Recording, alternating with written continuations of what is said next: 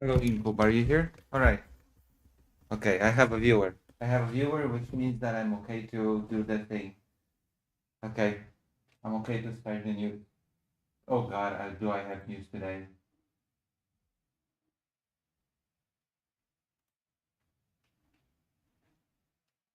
Are you ready to be depressed? You were quiet 5 minutes. Oh, listen. I washed my hair today. Can you tell that I washed my hair today? Can you tell that my hair is washed? I have to be on my best behavior and on my best look because many people have been um, many people have been insulting my appearance in the comments.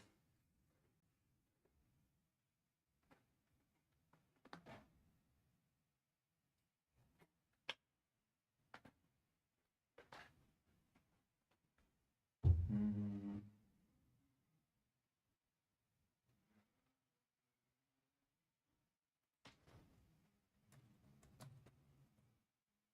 mm.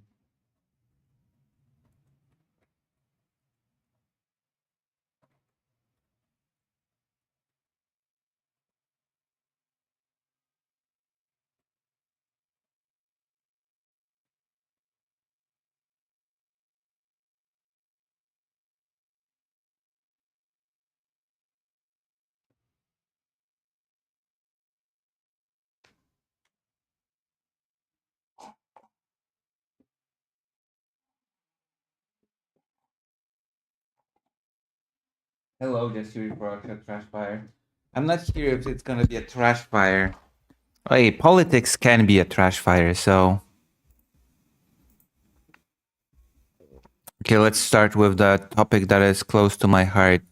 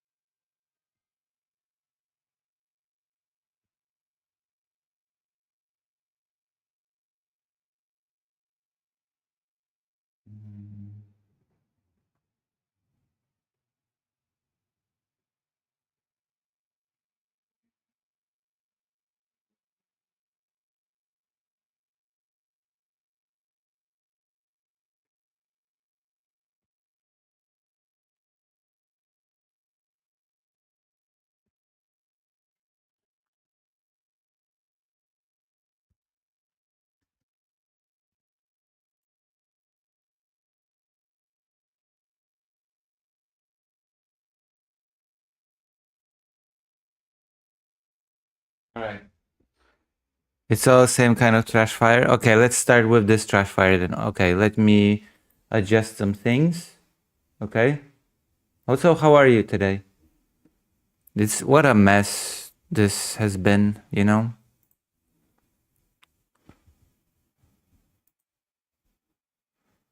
Um what a mess.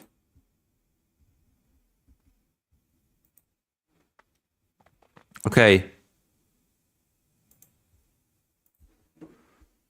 We're going to be talking about your favorite country, Russia. You know how my main job in Ukraine is talking about children, mainly about, well, not mainly. I talk about children that live in Ukraine and get bombed every day. I talk about children that get kidnapped from Ukraine to the Russian Federation in order to be Russified. I talk about children living in the occupied territory. And this little topic here is about children living in occupied territory. It's about children being threatened of being deprived of parent rights if they do not agree to their children being Russified. Russia threatens parents with loss of custody to enforce propaganda in occupied schools, Office of the UN High Commissioner for Human Rights. So basically, what happens is that children in the occupied territories, and I've talked to parents that have rescued their children from the occupied territories. I have talked to psychologists that work with children that have been rescued from occupied territories. I have also talked with volunteers that work with such organizations. And there's a common theme of parents often hiding their children away in their homes, children not being allowed to go outside, because the parents do not want them to participate in the Russian education system, because the Russian education system basically erases the Ukrainian language, teaches children an alternative form of history, and actively prepares children to become soldiers to fight in the future for the Russian Federation. So the Russian Federation is not really happy with the fact that parents do not want their kids to go to a Russian school. So they started threatening parents with taking their children away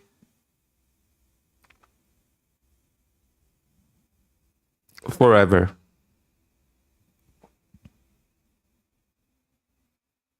You know?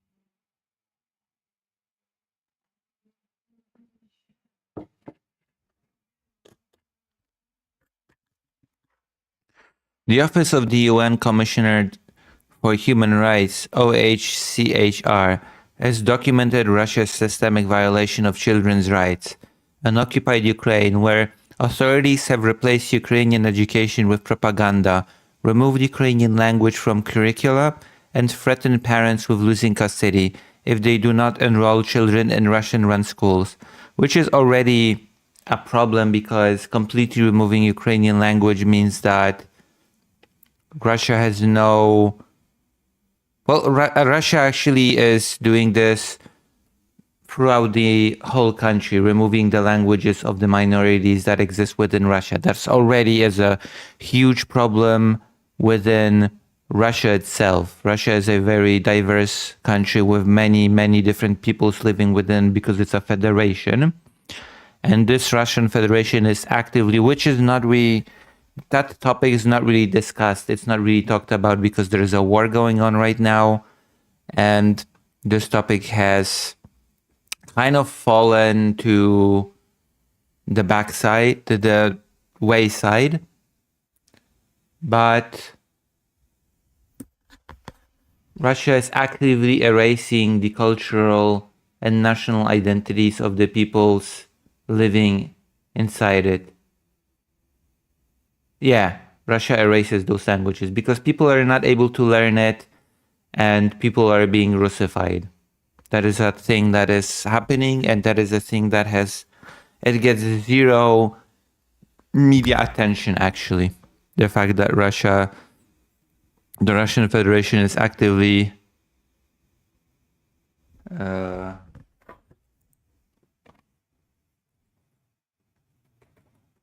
uh,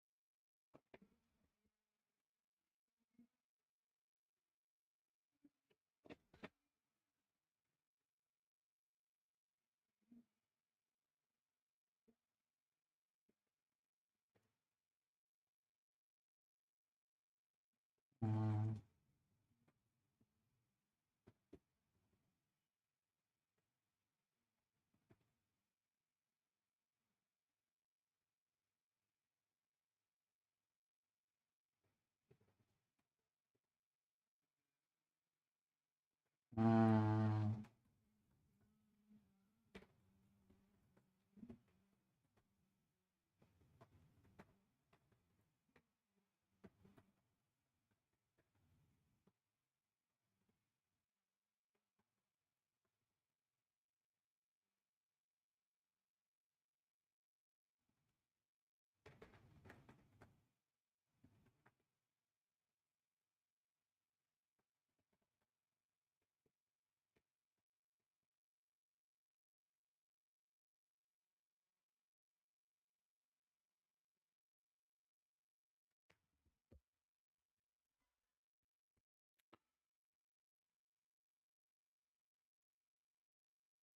all right.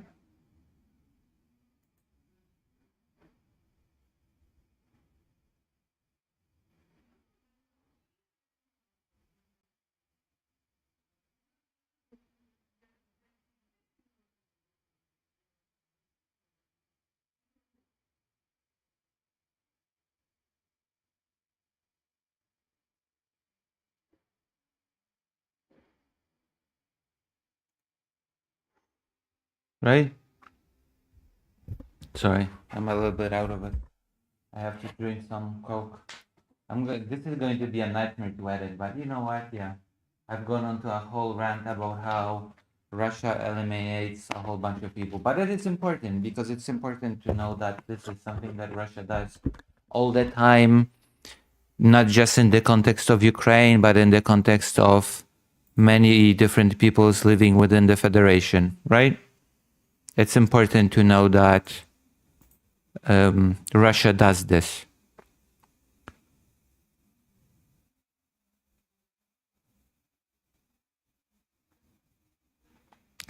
The parents are being threatened of losing custody if they don't enroll children in Russian-run schools. According to, and trust me when I say that parents actively hide their children from that. According to its report, forced displacement from territory of Ukraine occupied by the Russian Federation, forcible transfer and deportation barriers to return and the rights of internally displaced persons, February 24th, 2022, December 31st, 2025.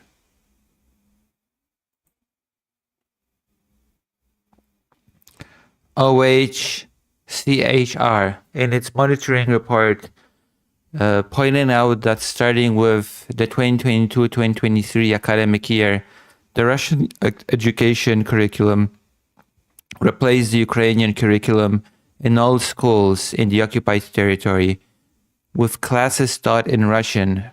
Russian narratives justifying the war against Ukraine and glorifying Russian soldiers were introduced, as were mandatory patriotic rituals and military patriotic programs, as well as cadets classes. Cadet classes is very important. The militarization of children, which is a huge phenomenon again within the Russian Federation. The idea of children being militarized. With these practices extending into extracurricular activities beyond the classroom and affecting children from a very early age, as young as 5, 6, because that is the ripe age when children kind of already can be Russified and deprived of their identity. Actually, the younger you begin, the bigger the yield, because at a certain age, children do not have yet a formed identity. So it's easier actually to just not even strip them of it, but to give them a different one from the very beginning. Moreover, amendments to Russian federal educational programs removed Ukrainian language and literature from primary and basic general education. So Ukrainian language is not even taught as a second language to Russian, which is also important because, again, I have mentioned minorities living within the Russian Federation. I have mentioned the different peoples living within the Russian Federation, and even their own de facto native language being taught as a second language to Russian is being limited or removed to a large degree, which causes cultural erasure within the Russian Federation. I'm mentioning this because I feel it's apropos to say that Russia, it is a very prevalent, and it's basically the modus operandi of the Russian Federation to eliminate any language and any culture that is not Russian enough. OHCHR reported that Russian occupying authorities removed Ukrainian textbooks and literature from schools, and libraries blocked Ukrainian educational websites and digital platforms and required foreign educational institutions, including Ukrainian, to close by 1st June 2023, which of course indicates that the Russian Federation already very much treats the occupied territories as part of the Russian Federation.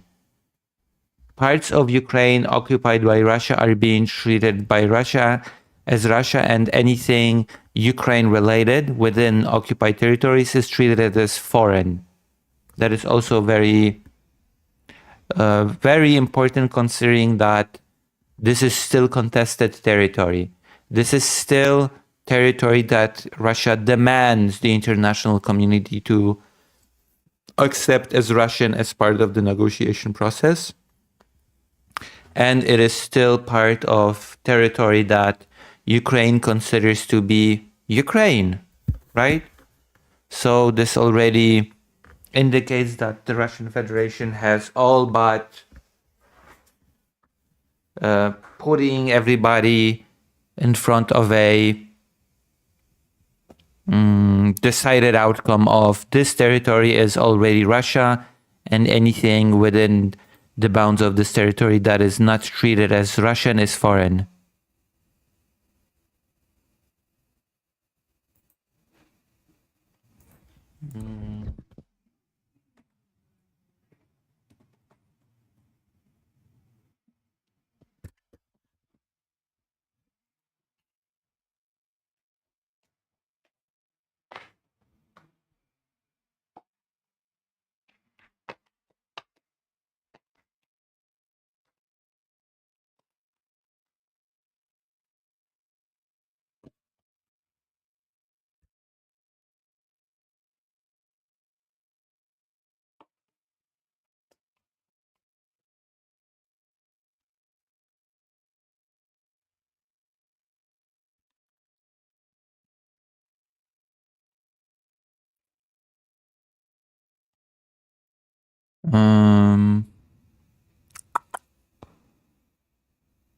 Right?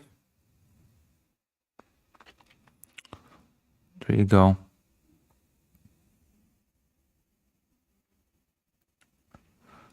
These measures deprive children of an educational education respectful of their individual culture in identity, language and values, and the national values of their country in violation of international humanitarian law, IHL, and international human rights law, IHRL, which is something that Russia does not care about, right? Just much like Trump's US United States, Russia does not care about international law, and Russia does not care about international humanitarian law either. Russia does not care about such things.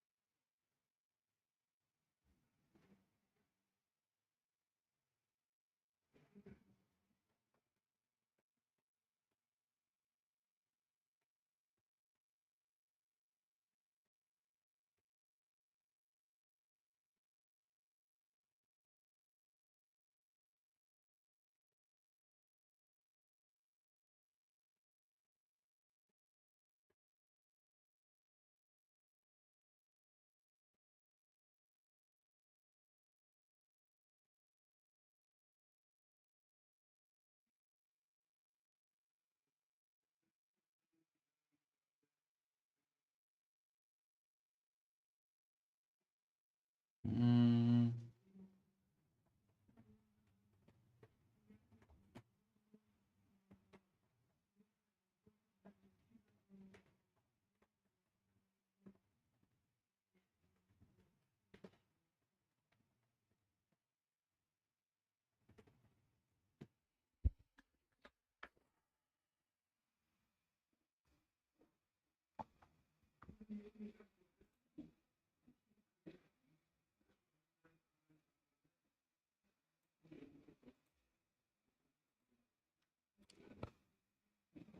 mm,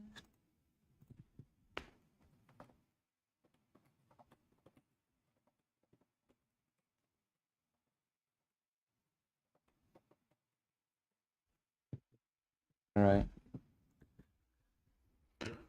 Wait, why is the computer working so bad right now? The computer is very slow, you know? I should get a better laptop. But yes. To enforce compliance, occupation authorities resorted to threats and intimidation. The Russian occupying authorities enforced attendance in Russian-run schools through threats, and they searched children's mobile phones for Ukrainian education apps. Meanwhile, parents who refused to enroll their children faced fines, uh, referrals to child guardianship bodies and police, and the risk of losing parental rights. And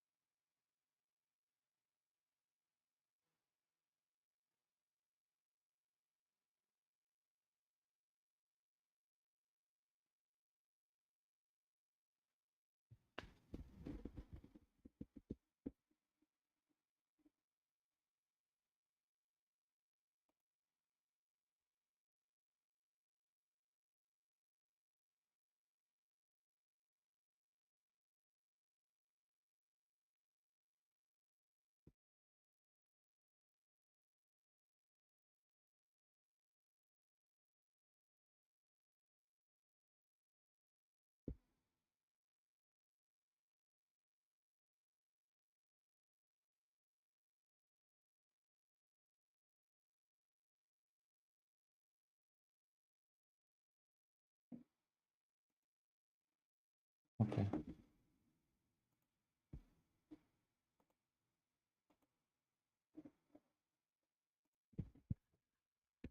So that's a thing that already happens. And again, I have talked to many parents of the children from occupied territories, and a lot of them say that they kept their children from going to school in occupied territories. And also, there's a problem in occupied territories as well as in Russia that the Russian educational system basically turns children into spies.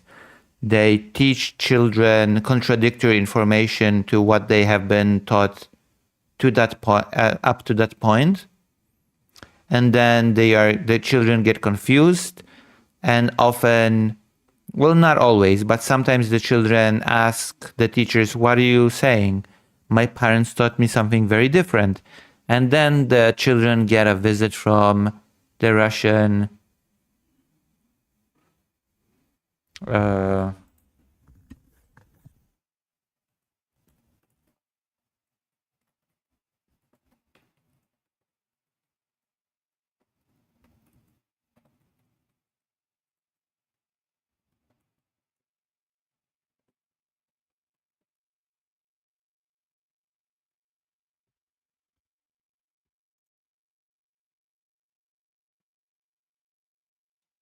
You know, that is something that happens. That Ukrainian children become unwilling spies for the Russian Federation to check the loyalty of the parents themselves, to check on the parents themselves, on the beliefs of the parents themselves, and what the parents themselves teach their children about Ukraine, about history.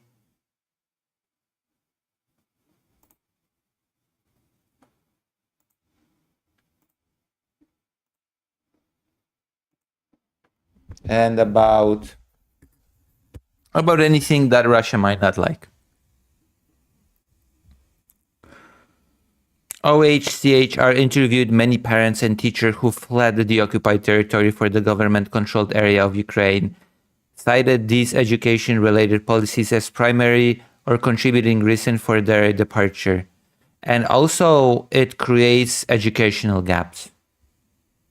That is also a contributor to the education gaps from the interviews that I have done with the psychologists and many other people that help children to overcome these barriers. Because if the parents keep children from going to school because they do not want their children to get Russified, the children also do not receive all the other education that comes from it. You know, maths, geography, history. All history is actually very bad within the Russian education systems, but children don't get any education. So there a gap forms because the parents do not always have the time or the knowledge to actually be able to teach the things to their children themselves. Does that make sense?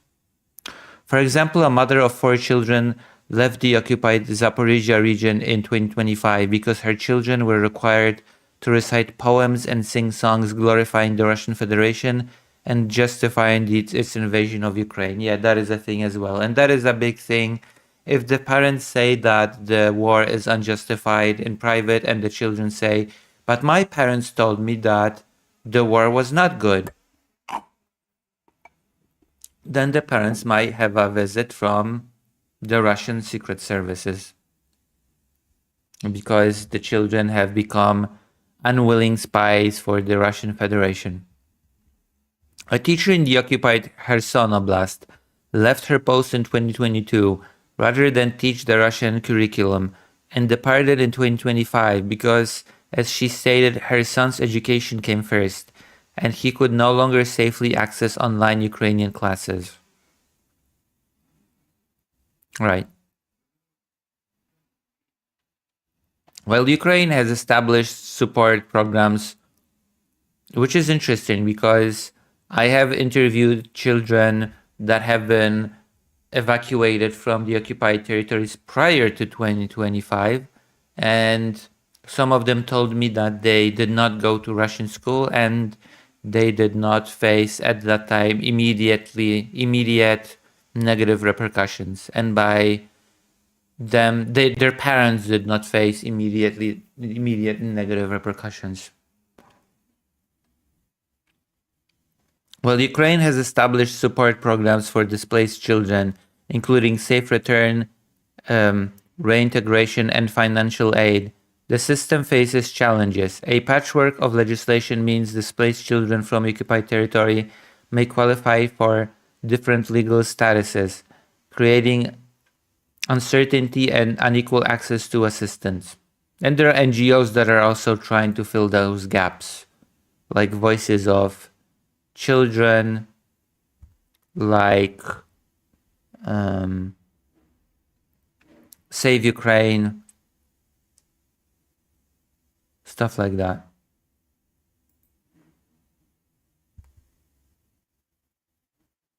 Children fleeing occupation typically need help with official documentation, adapting to the Ukrainian curriculum and psychological support. Young adults aged 18-23 face particular difficulties. They're ineligible for assistance available to minors, yet many lack the independence to survive on limited adult IDP support. Some arrive alone, with families still occupied territory and no support network in government-controlled areas. Those NGOs actually try to support those young people that I speak about. Especially Save Ukraine is one organization that actually does support those young people between 18 and 23.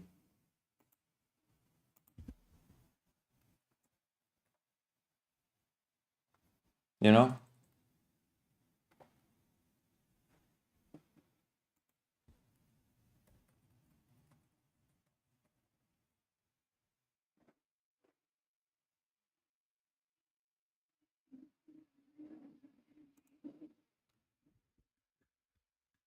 So yeah. Like that is something, that is the gap that is being filled out by those NGOs. Of course, that is not nearly enough because there are, trust me, there are many, many children living in occupied territories in occupied territories. It is basically calculated, it is stated by some sources that over 1 million Ukrainian children are currently living in the occupied territories. That's a lot of children that are being actively Russified. And that is actually something, again, that is not being talked about. Usually when we talk about children kidnapped by the Russian Federation, we talk about the 20 to 30,000 children that are unaccompanied, that are taken to the Russian Federation. But usually news outlets and political pundits that discuss the topic of children in Ukraine do not talk about the children that live in occupied territories. And that's a number of over 1 million. Easy. Although measures exist to facilitate access to higher education, many describe particular practical obstacles: low stipends, limited tuition, free slots, banking restrictions that prevent receiving funds from relatives in occupied territory, and high housing costs. A draft law currently under consideration would extend support for displaced children to young adults up to age 23. OHCHR continues to advocate for the implementation of recommendations in its past reports, most of which remain relevant. It added, among its recommendations are for Ukraine and Russia to ensure that any peace negotiations include the meaningful consideration of the situations and interests of displaced persons, and address specifically their voluntary safe and dignified return to places of origin and occupied territory with full respect for their human rights and international humanitarian law. The participation of IDP and their representatives in such discussions is encouraged. To Russia. Okay. So basically, this is recommendation for Russia that will never be implemented.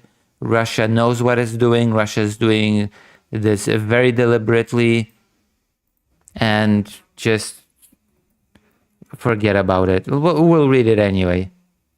Okay, we'll read it out. But Russia is deliberately trying to erase Ukrainian identity, so do not count on Russia doing any of this. Restore and ensure access to education in the occupied territory in accordance with the Ukrainian state curriculum and the Ukrainian language, both in person and online. That's not happening. First of all, Russia considers the occupied territories to be Russia, and Russia considers the people living in those territories to be Russian. So it will not restore the curriculum.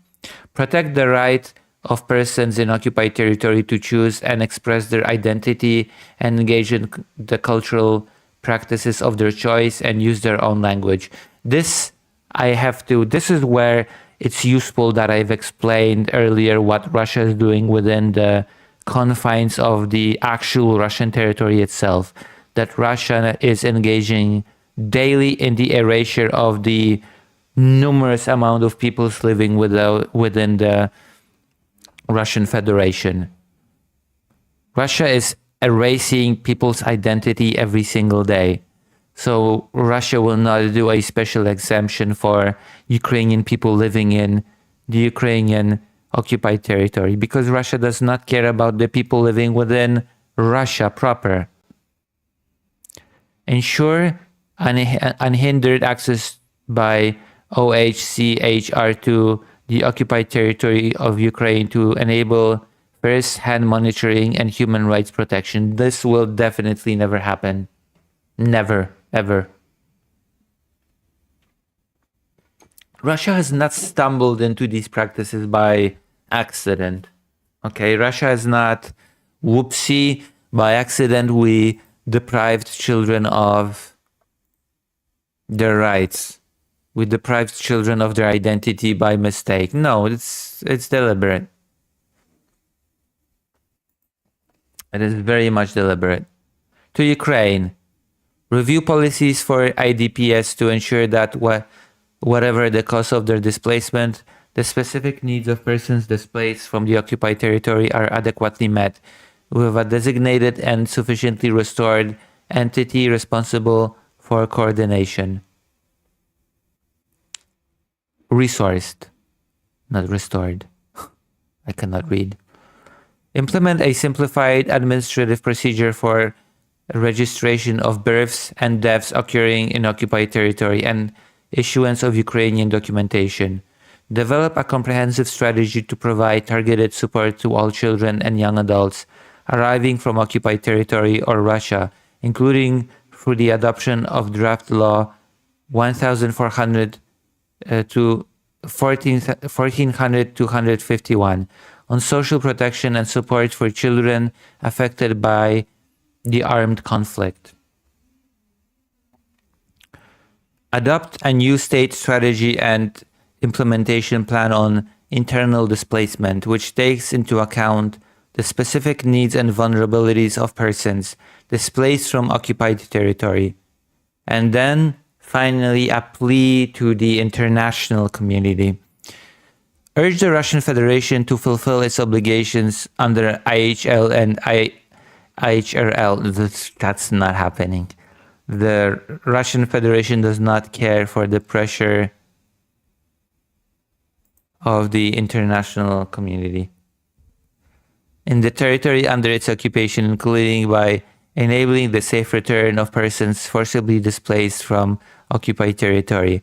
Provide continued financial and technical assistance to the government of Ukraine and NGOs to support programs that restore rights and facilitate the inclusions of IDPs from occupied territory, including targeted support for children and young adults. That is important because it is very crucial to understand that actually Ukraine is suffering from budgetary problems. That Ukraine, for things like that as well, depends on outside aid, financial outside aid. And I will be talking about this later, but Viktor Orban has blocked effectively a huge financial support to Ukraine, which puts strain on Ukraine, financial strain, which puts strain also on programs such as this. It's all interconnected. It is all interconnected. It is also important to know that financial aid for Ukraine goes towards systems such as this that ensure that children rescued from the occupied territories can find themselves within the new reality of coming back to Ukraine. That is something that also needs financing. That is also something that, if you want to expand those programs, that comes with extra money. And that is not money that Ukraine at the moment always has. Does that make sense?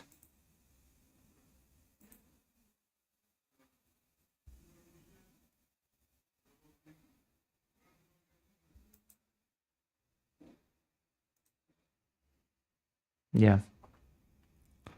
So that is, I saw this article and I thought that I had to discuss it a little bit because that is basically a huge chunk of what I do in Ukraine is talking to people like this that have escaped from the occupied territories. And a lot of what I have read here is basically very much matches what people have told me that I have talked to.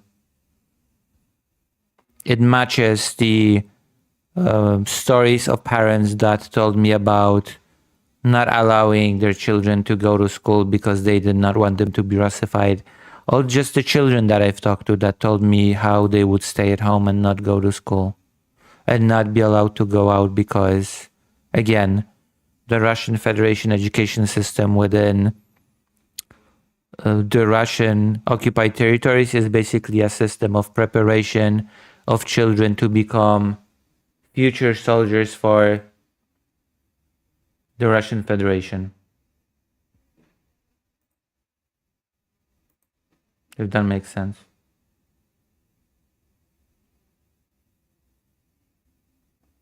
Right?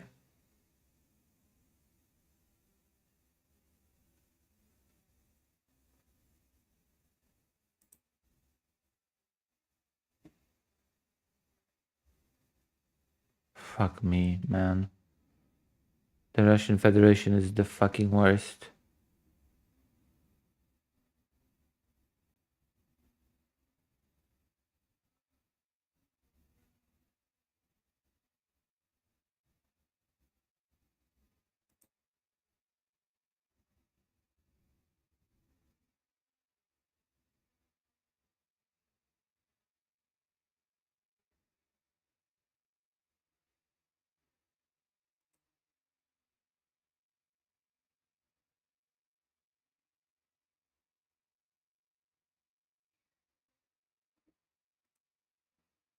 I'm actually really angry about this one.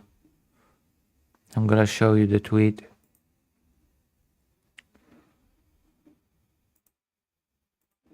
Hold on.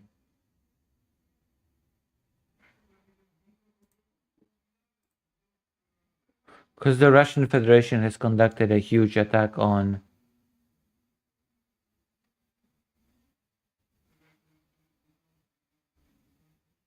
the Ukrainian territory. And among them was a huge attack on Lviv. You know, the old city with a bunch of old buildings. And I don't know, Russia just a terrorist state. Russia that Putin that always talks about history, about the preservation of history, about how Ukrainian people are Russian people, how this must be protected. The Russians are attacking Lviv's historical center and deliberately destroying old houses. UNESCO monuments are under attack. A medieval cathedral and residential buildings. Madness and barbarity, terror.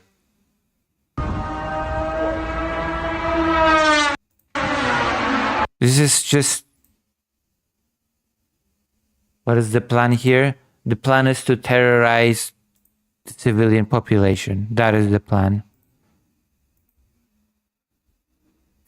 Like, it's horrible. I've been thinking about this from the very beginning of the war. Like, I've been pissed about this from the very beginning of the war. If anything, I feel like this should...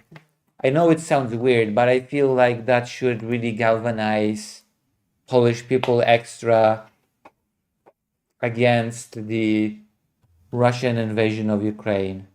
Because I think that many Polish people also have some form of emotional connection to this particular city. And it's just insanity that Russia is just attacking old historical buildings for no reason, basically. There's no military goal to attacking such buildings. It is insane that just attacking a historical church, attacking old buildings that are infrastructure for people to live in, that there's no particularly military goal to doing such things. It just makes Russia look like the crazy terrorist state that it is.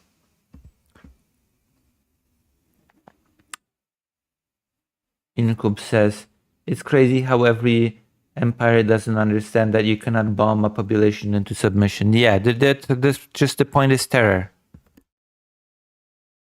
The point is terror and the point is destruction. Because the Russia figures if we cannot have it, no one can. We will just raze it to the ground. That is also Russian modus operandi, razing cities to the ground, destroying everything, making the place uninhabitable, destroying any kind of historical heritage in order to do it. Russia does not care about historical heritage. Even though Russia keeps bragging about historical heritage, Russia keeps bragging about traditional values, Russia keeps talking about Ukrainian people and Russian people being one. Russia keeps talking about preserving history. But no, all that Russia does is destroy history, as evidenced. The evidence is clear for everybody to see. That all that Russia does is destroy historical heritage. All for the sake of terrorizing people into submission. That is the only goal of doing this.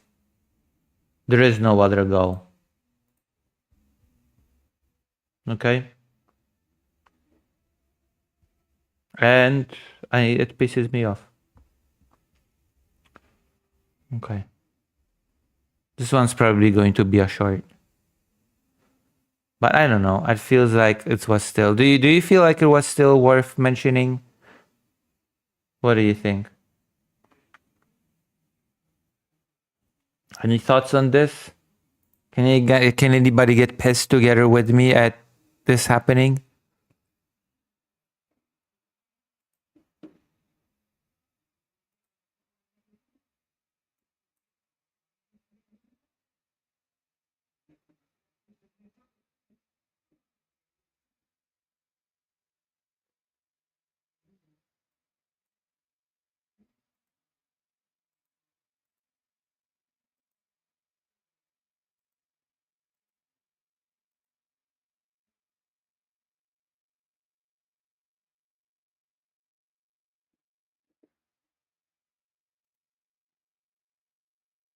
Yeah, it is.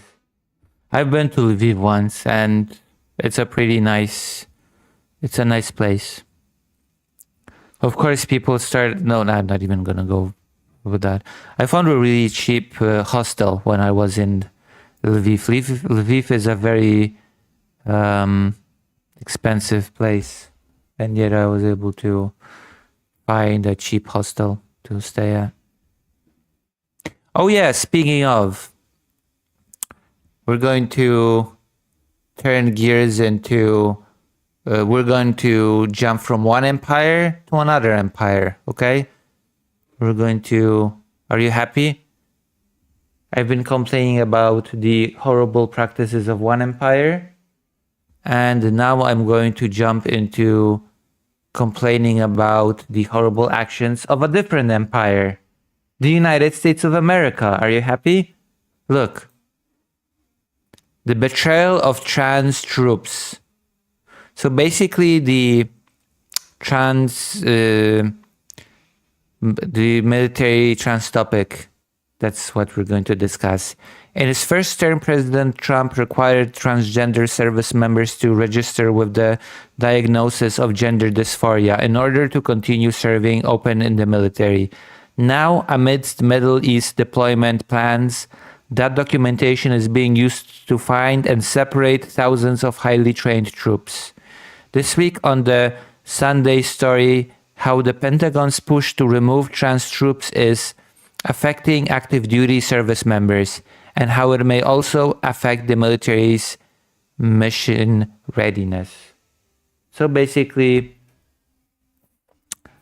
trans people are being thrown out of the military because they're trans.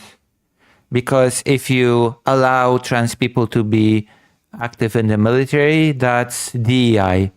And because Trump's administration is now fighting against DEI, diversity, equity, inclusion, trans people must now be removed from the military, no matter what their experience is, no matter how good they are, no matter what they contribute to the military. They are part of the DEI, and so they have to be removed. And now we're going to listen to a audio piece on this subject. Because you know what? It is not enough to have a one horrible empire. Apparently, since 2025, we actually needed to have a brand new horrible empire to match the horribleness of the Russian one, or even outdo it, because actually the United States is a far more powerful country. So there's that. Let's listen. I'm Aisha Roscoe, and this is a Sunday Story, where we go beyond the news of the day to bring you one big story. Not long ago, on an unseasonably warm January afternoon in Washington, D.C., NPR's Lauren Hodges attended a retirement ceremony for 5 service members who are being forcibly separated from the military. Thank you for being here to honor 5 extraordinary service members whose combined service exceeds 120 years. We gather today to recognize Colonel Bree Fram, United States Air Force, Commander Blake Dremen, United States Navy, Lieutenant Colonel Aaron Grazek. As part of their removal, these former service members were not allowed to wear their uniforms. Instead, to the left of the stage, a table of mannequins were dressed in the retirees' uniforms, from army green to navy blue, decorated with pins and medals, along with a pair of well-worn boots. This ceremony is unprecedented, not because their careers fell short in any way, but because they shine so brightly in the military that cast them aside as unworthy. Because they're trans. 71-year-old retired 4-star General Stanley McChrystal arrived in a suit and tie to preside over the ceremony. He walked up to the microphone. First off, we shouldn't be here. This was not a normal ceremony.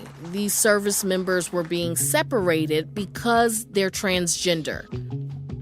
Today on the Sunday Story, we take a closer look at how the Trump administration is using medical records to remove thousands of transgender troops, a part of Defense Secretary Pete Hegseth's anti-DEI push. This is interesting to know. I actually was not aware that there were thousands of trans people within the military. So that makes that whole idea of pushing trans people out of the military even more idiotic and horrible at the same time. And we'll talk about how this effort may be distracting from mission readiness. We'll be right back.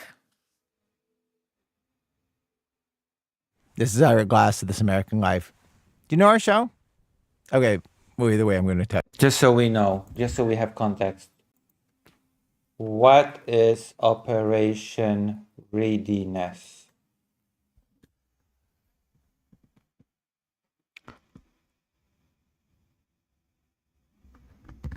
US, not London.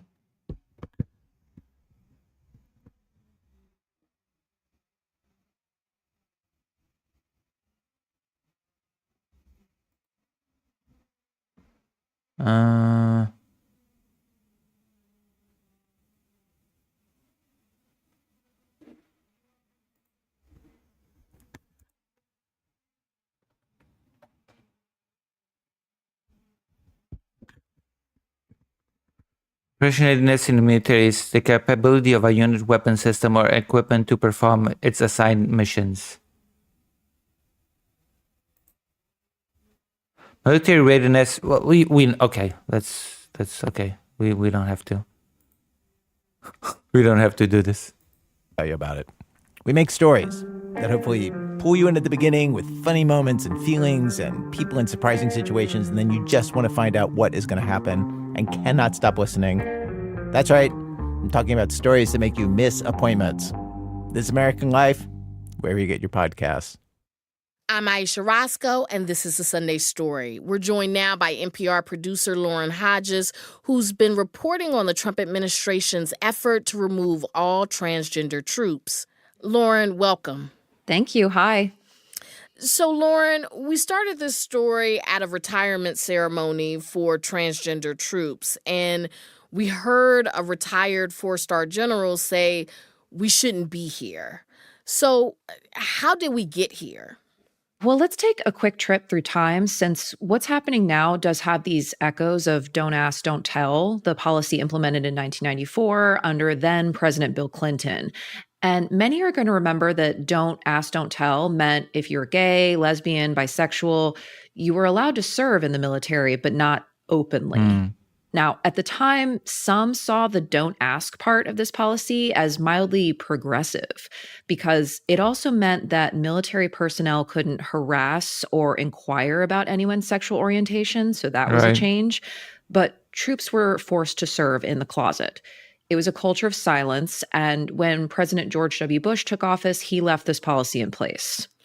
And didn't President Obama end Don't Ask, Don't Tell? Yeah, he did. In 2010, President Barack Obama signed a bill to repeal the law. So this morning, I am proud to sign a law that will bring an end to Don't Ask, Don't Tell, which paved the way for gay, lesbian, bisexual troops to serve openly. No longer will our country be denied the service of thousands of patriotic Americans who were forced to leave the military, regardless of their skills, no matter their bravery or their zeal. Yeah, and that is happening to trans people. Regardless of skill, regardless of what they bring to the table within the military, they're just forced to leave because they're trans. For no other reason. No matter their years of exemplary performance, because they happen to be gay. But trans troops weren't specifically protected in Obama's new law. Recognition for them came later and gradually in stages. In 2016, this pivotal study came from Rand Corporation's National Defense Research Institute. This is a global policy think tank. Among other things, this study looked at whether a trans military population affected mission readiness and unit cohesion. And the study found it would have, quote, minimal likely impact. So the Obama administration announced in June of that year that transgender individuals could serve openly. But that policy was pretty short-lived because only a few months later, Donald Trump was elected president.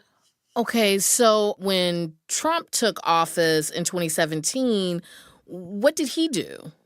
Well, a few months after Trump was sworn into office, he tweeted that transgender people would be banned from serving the military, calling it, quote, disruptive and citing tremendous medical costs. That statement doesn't hold up mathematically, by the way. Transgender care costs the Pentagon a pretty small percent. Of course it does not, but Trump does not care about that. Trump never actually...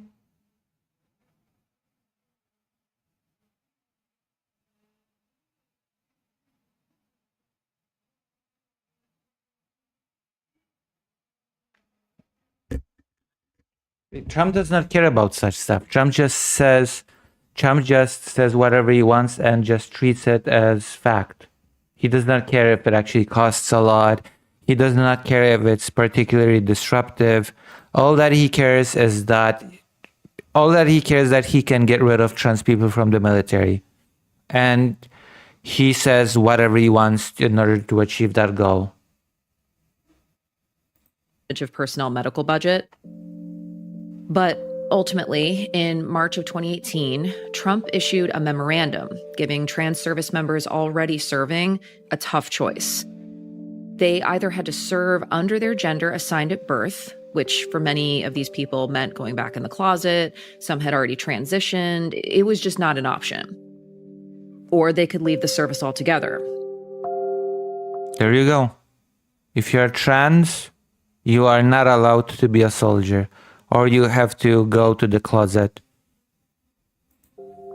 But there was this short window offered if they went to a military doctor by April 2019 and got an official diagnosis for something called gender dysphoria, they could stay and they could serve openly. remind listeners what gender dysphoria is. Gender dysphoria is defined as a marked incongruence between one's expressed or experienced gender and their assigned gender.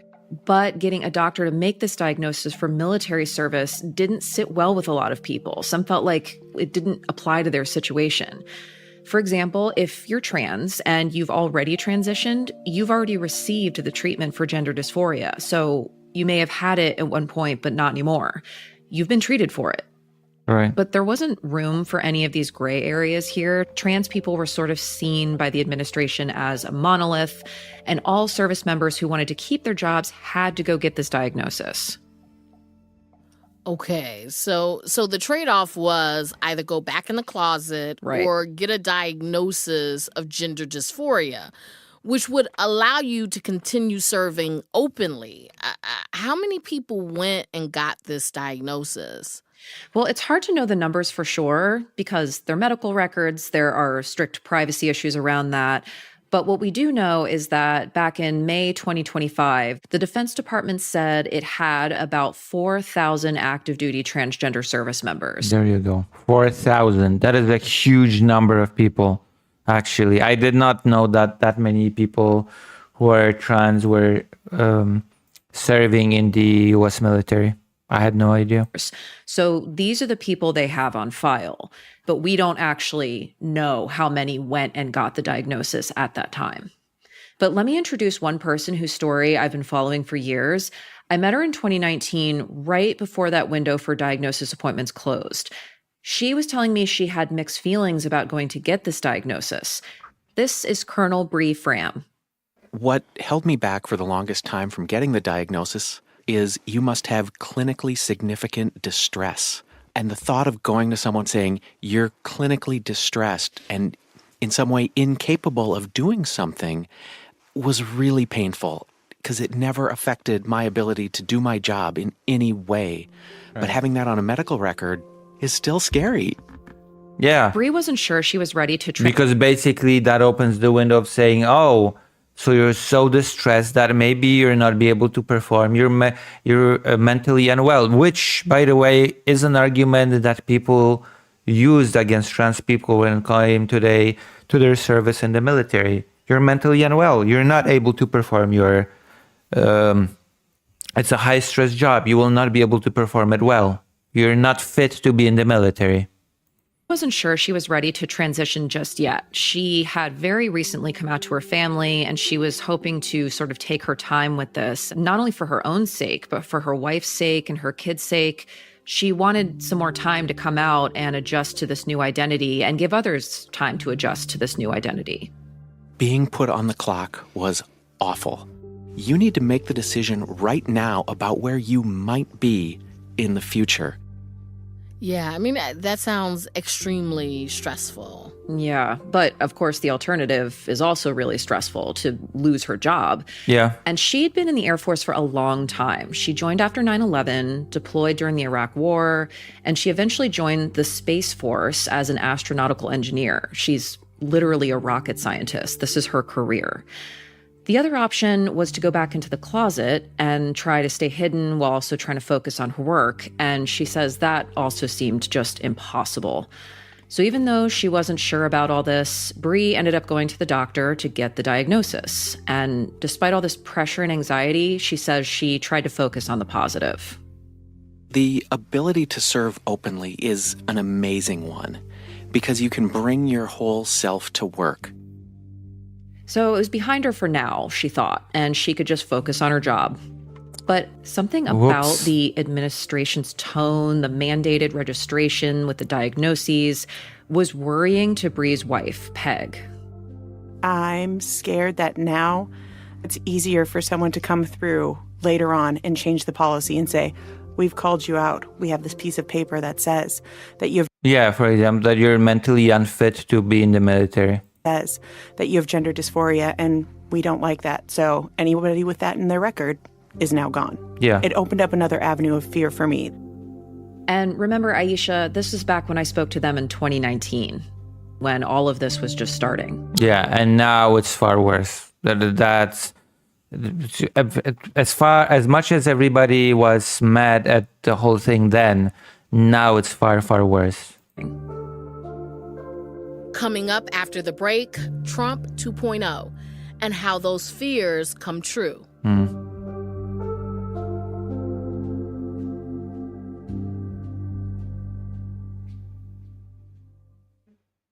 This is Ira Glass of This American Life.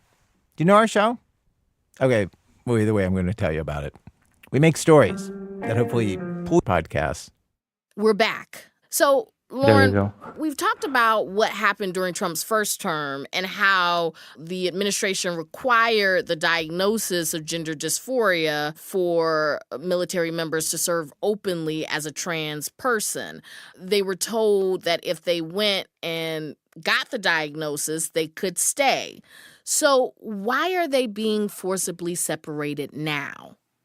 Well, so first we should mention that after Trump lost the 2020 election to Joe Biden, Biden signed an executive order reversing Trump's memorandum. So that meant trans people could now serve openly in the armed forces and removed the requirement for that diagnosis. But a lot of people had it on their files already. And of course, Trump would be back in a few years. Yeah. After he was reelected in 2024, several trans service members who didn't have And keep in mind, he ran on very big transphobic platform. Like one of his big things when he was running was that he would get rid of the gender madness. That transgender, up until this day, he keeps saying that he got rid of transgender for everyone. So it's not a surprise that he would go, that he would basically go after the people in the military as well, the trans people in the military. diagnosis on file were proactive and started making doctor's appointments ahead of time, thinking, okay, this will save my job, just like it did last time. So Nope. we have clients that said, I wouldn't have come out. I only came out because I thought that the ban was going to be the same. This is Priya Rashid. She's legal director of the National Institute of Military Justice Transgender Representation Project. She's representing trans service members who are navigating this change in policy and being forcibly separated. Rashid says a few of her clients went to go get this taken care of when they saw the election results, so they could be grandfathered in before the second ban took place. They assumed it was going to work the same way as the first Trump administration. Nope. Well, did it work the same way? Nope. No. As expected, when Trump took office again, this is in 2025, he reinstated that transgender ban. But this time there was a key difference. This ban doesn't come with that exception for those who get a diagnosis by a certain date. So that paperwork that Bree and many other trans service members filled out back in 2019, thinking, okay, this is going to save my job, it's now being used against them. Yeah, I mean, that's exactly what Bree's wife, Peg, feared. Yeah. I mean, Yeah. she was almost psychic in that, right? Yeah, That the paperwork would provide the means for removal. Yeah, they basically had a list of transgender service members now. And Bree Fram, who was at this point the highest ranking openly transgender member of the entire armed forces, said she felt like this trap was set. And so did several other people I spoke to. They felt betrayed and confused. And so what happened to Bree Fram? Well, she was one of And there's absolutely no reason to just fire thousands of people from the military just because how they identify, just because of who they are.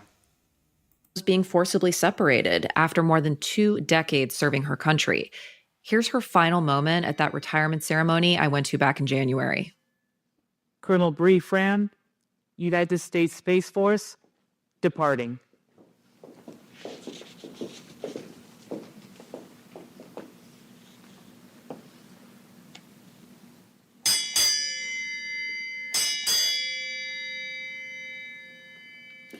I mean, how did the administration justify this complete reversal? Diversity, equity, inclusion. It's DEI. And the current administration is getting rid of DEI. I assume that's it. In a memo, Defense Secretary Pete Hegseth gave the following rationale for the reversal. It says, quote, "The department must ensure it is building one force without subgroups defined by anything other than ability or mission adherence. Efforts to split our troops..." Wait, hold on. But that would mean that gay people would be thrown out of the military as well. Oh, hello. Thank you. Thank you for being here. Thank you for the raid. Thank you very much. We're discussing a very important topic of trans people being banned from the military, but far worse. Hello. We're listening to the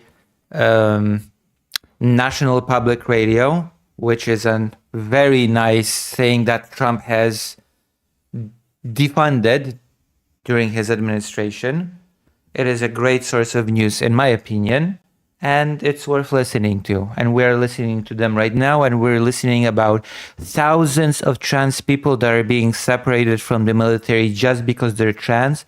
Because during the first administration, trans people, to be able to stay in the military, were forced to get a gender dysphoria diagnosis and to have it on their record in the military. And now this record is being used to throw people out of the military, because now the Trump administration has a list of trans people in the military because they compiled that list during the first administration via forcing people to get a diagnosis of dysphoria. And now it is used to forcibly it is called to forcibly separate them from the military. Yeah, it also means that anyone non-white could be banned from the military. Yeah, that is true, because people of color are considered DEI by people like that. That is actually really that is very true. Anybody who's not white, anybody who's not cis, anybody who is not straight could be considered outside of this single force that Pete Hegseth is talking about. Yes, actually. Split our troops along lines of identity, weaken our force, and make us vulnerable. Such efforts must not... That rationale makes absolutely no sense. I have no idea how somebody being trans, somebody identifying as a different... That is also a very fundamental misunderstanding of identity, because cis people also have an identity. It just happens to align with the gender that was assigned to them at birth. So every single person operates on basis of identity. So that whole rationale that army should not accept people based on identity is just nonsensical, considering that every single person operates based on identity.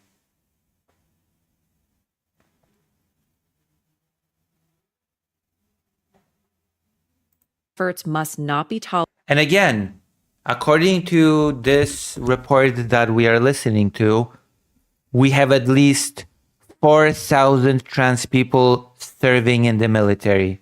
4,000. That is a far bigger number than I actually thought. I'm going to start engaging with the chat. Bragwen says, because Hegseth is in a white nationalist evangelical cult, his cult leader has one vision for the military. He wants Hegseth to use against all those not of their faith. Also, I hope you will press like and hopefully become, regular viewers. I'm trying to grow this channel, and I'm trying to, because I've separated my channel. I have a main channel on which I do gaming and different kind of entertaining content. I have this channel which I separated for politics and news specifically, and I have a third channel on which I upload documentary and interview style videos from my journalism in Ukraine, because I do journalism in Ukraine. I'll be going to Ukraine again soon and doing interviews about children. which I've actually done a topic about children today as well. But that's neither here nor there. Let's continue listening to this, because this is pretty... Like, people predicted this during the first administration. During the first administration, there was a trans ban on the military, but there were options. People could either go in the closet and continue serving, leaving the military, or getting that diagnosis of gender dysphoria and to serve openly. And there were people that said, very rightfully so, hey, if people are forced to go and get that diagnosis of gender dysphoria, this creates a record of people that have gender dysphoria in the military. That creates a list of trans people in the military, and that list could be used against them in the future. They could say, oh, you've got gender dysphoria, which basically means that you're mentally unfit to be in the military. You're out.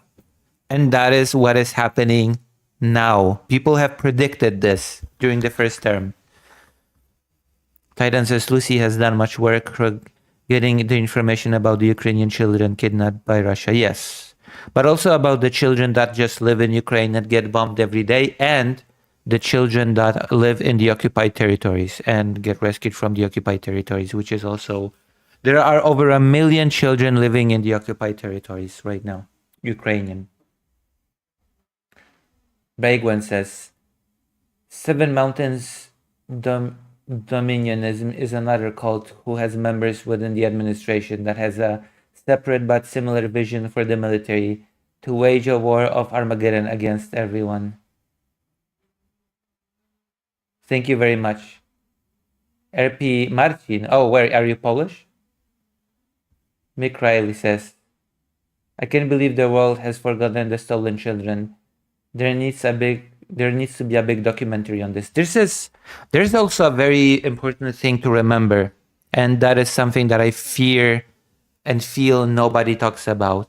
There are two types of kidnapped children, technically speaking. Oh, Lithuanian, nice.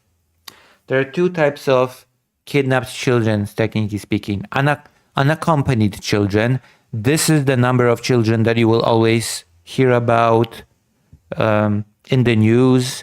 This is the number that you will always hear reported about. The unaccompanied children, 20 to 30,000 children that had no guardian or parents with them, that were kidnapped and taken to the Russian Federation to be Russified. But there's also other group of children that I would argue is kidnapped, and experts argue are kidnapped. Those are children living with their families in the occupied territories by Russia. And those children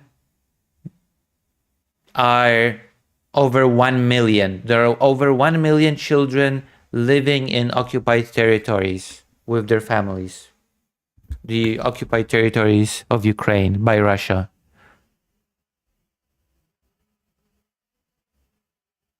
Right? Don't forget the military-aged guys in occupied Ukraine that are getting drafted. Yes, actually, very young children are being asked to prepare for their future military service. Children are being actively militarized and prepared for future service. Children as young as 15 years old receive documents that in the future they will be called for service. Children are pressured to join paramilitary organizations. It's a whole thing in Russia, the militarization of children. Begwek says, knitting cult lady is talking about this too. She's pointing out how both the Russian government and several cults are preying on the children unaccounted for. Yeah. So this is a huge topic. The militarization of children, how children are being just basically groomed into military service. And we already know how this ends, because in 2014, this is where the kidnapping of children began. In 2014, it did not begin with the full-scale invasion. And some of those kidnapped children grew up and they have already been used in the full-scale invasion to fight against Ukraine.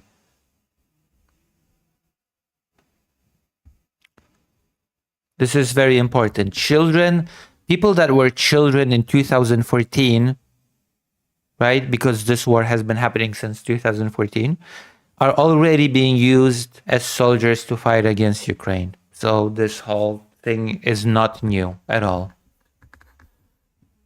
All right, but let's listen about how this other horrible empire is terrorizing its citizens, namely the United States of America. Because under Trump, the United States of America is doing things that are not dissimilar to Russia. In fact, under Donald Trump, the United States is very friendly with Russia. For example, lifting sanctions. But let's continue with this for now. Let's not, because I feel like I'm jumping from topic to topic. I'm just ADHDing for this, and we should focus on this for now. We'll be talking about Russia, don't worry. Efforts must not be tolerated or accommodated, end quote. So even though you mentioned there was a RAND study that concluded that transgender service members didn't have a big impact on mission readiness or unit cohesion. Yeah, there was a whole report that trans people do not affect negatively the military by their service. But Trump does not care about that. The whole thing about Trump is that he creates his own numbers, he creates his own data, he has his own headcanon as to what is true, and he treats it as true.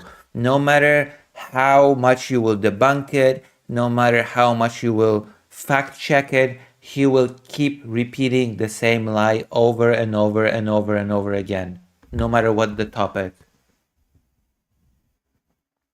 It's always the case, whether it's gas prices, whether it's prices in general, tariffs, whether it's how the war is going with Ukraine. He sometimes even went out and lied about the situation at the front line for absolutely no reason. He would just state things about what's happening at the Ukrainian front line without any reflection in reality. He lies a lot about everything because he decides that he wants to do something. For example, he wants to get rid of trans people from the military, and then he just creates a justification. And he doesn't care if this justification has any basis in reality, if it has any evidence backing it up. He just says it and then he just repeats it at every opportunity. It's the same with immigrants, how these illegals are coming in the country and they all come from prisons, mental asylums, and they all want to get a sex change. Or about how certain types of immigrants eat cats and dogs. It's just all completely fabricated, but who cares? There are many people that will believe Trump because they will not fact check it. And even if you tell them, even if you present evidence to people, they will just say that it's fake news and it's all just anti-Trump news. Trump just creates his own reality in order to justify what he wants to do. That's it. Hegseth is still basically saying that it does, and he's shaping his policies around that idea. Yeah, he doesn't say that it does. He just says that diversity is bad. The current Trump administration is fighting against diversity and inclusion.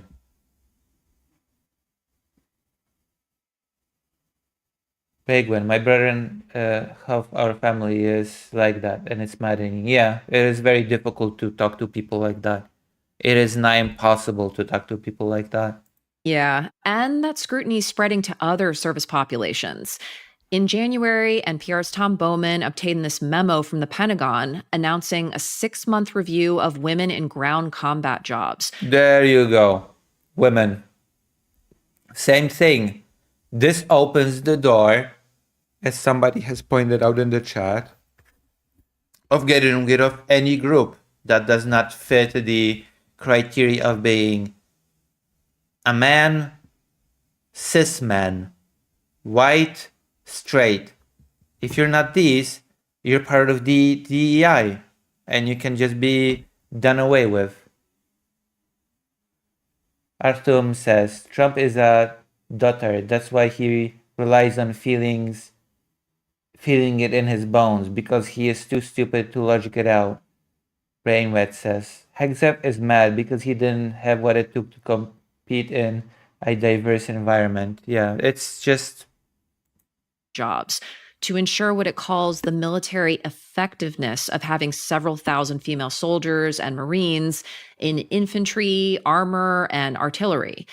Hegseth has openly opposed women in ground combat units, even before he was appointed Secretary of Defense. Here he is talking about his position in a November 2024 podcast hosted by Sean Ryan. It's just sanctioned bigotry, basically. Like, we're going back to sanctioned bigotry. Make America great again by making America white, cis, and straight. That's it. That's part of making America great again, apparently. Because I'm straight up just saying we should not have women in combat roles. It hasn't made us more effective, hasn't made us more lethal, has made fighting more complicated. He has backed. How has it made fighting more complicated?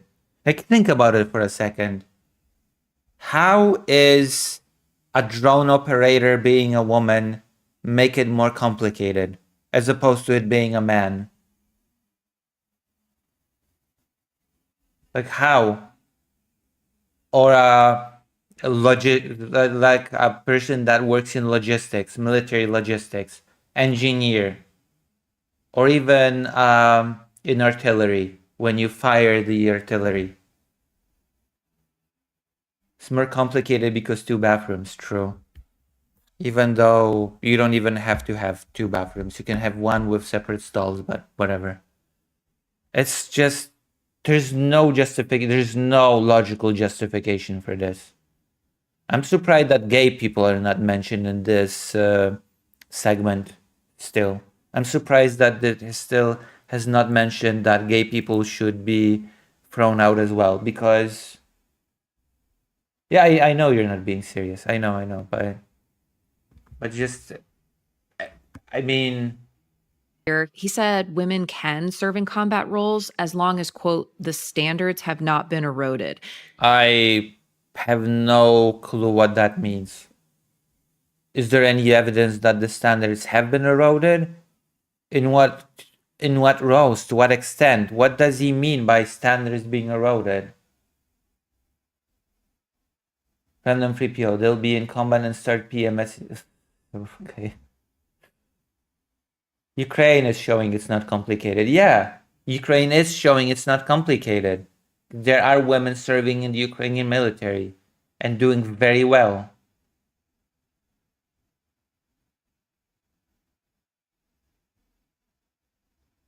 Ask women that can get abortions. Saying everyone needs to meet male standards. Male standards. It's an empty statement.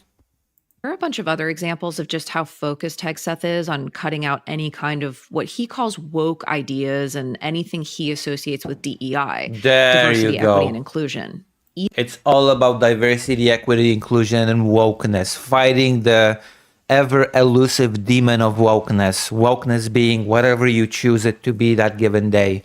Anything that you don't like can be wokeness. Wokeness can mean anything. You can call anything wokeness. For example, there has been a whole thing with companies producing AI and the Pentagon demanding that the technology is shared with them, and the company saying, hey, there must be some guardrails when it comes to this AI. It cannot just be implemented into combat. We need to make sure that it's safe. And do you know what the Pentagon said? Do you know what the US government reacted? How the US government reacted? It said that it is concerned with AI wokeness, woke AI concerns, and that it might have to invoke a special clause that will allow the Pentagon to just take this technology from the companies without their consent. Because there are real worries about wokeness in AI. And that wokeness being worrying about security of the AI, worrying about guardrails regarding the AI. You know what I mean now when I say that wokeness can just mean anything? It can just mean anything that you want. Even during wartime. For example, he's put out a memo about hairstyles and beards that disproportionately affect Black troops or anybody with facial hair for religious reasons. And he's made disparaging remarks about certain body types and weight ranges. Back in September, he gave a Yeah, because it's super important for a drone operator to be cleanly shaven, to have a specific body type and specific haircut. See, this is just stupid. This is just stupid. Speech at Quantico and required hundreds of generals and admirals from commands all around the world to fly in and attend the speech in person. This administration has done a great deal from day one to remove the social justice, politically correct, and toxic ideological garbage that had infected our department. To rip out the politics.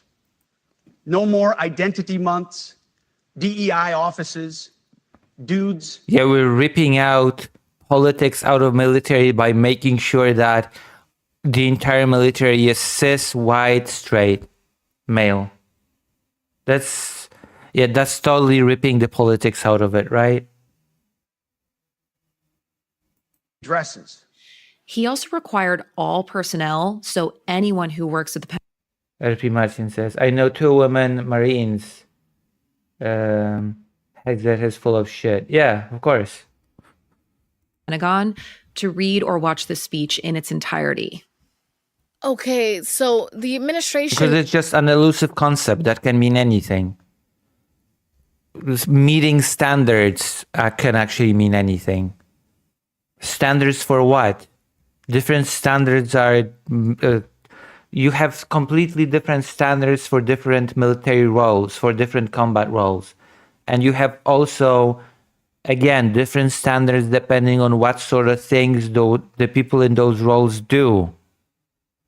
Process of separating thousands of active duty trans service members under this ban. Is anyone managing to stay in? Well, yes, but it requires them to stay hidden. There you go. So the only way to stay in the military as a trans person seems to be that you have to get back in the closet. So what do you do when you are passing?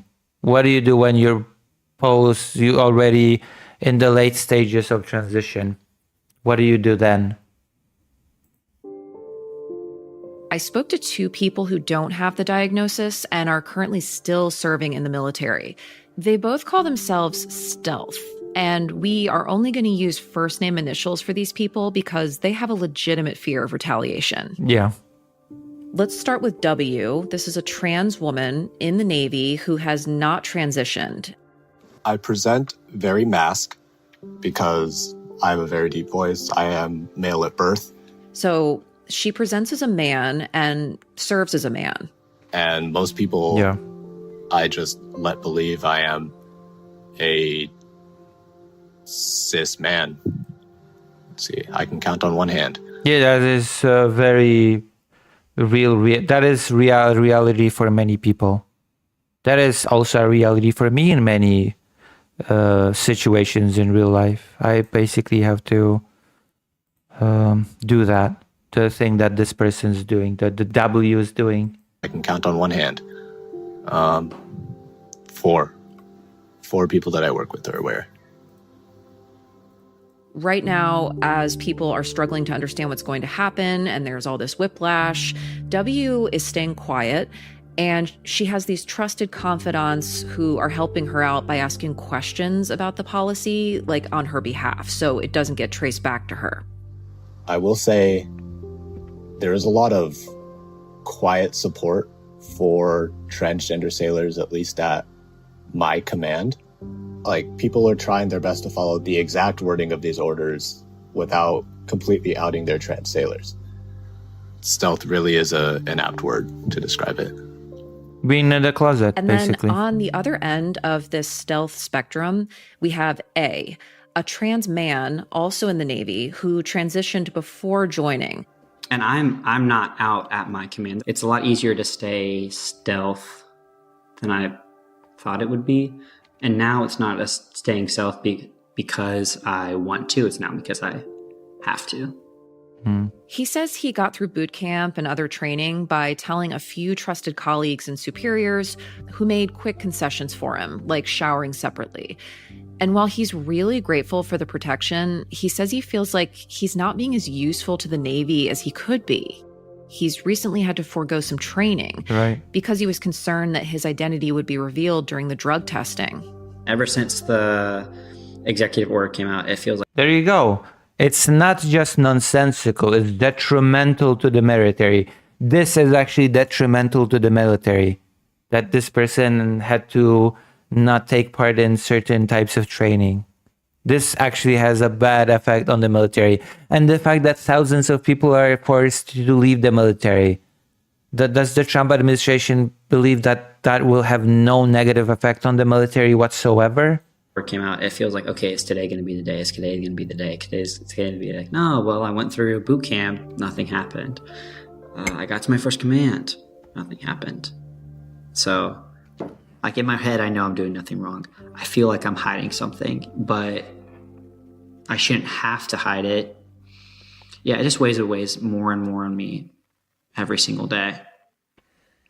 Yeah, that seems like such a heavy burden to carry. And there's absolutely no reason for this. This cannot be understated.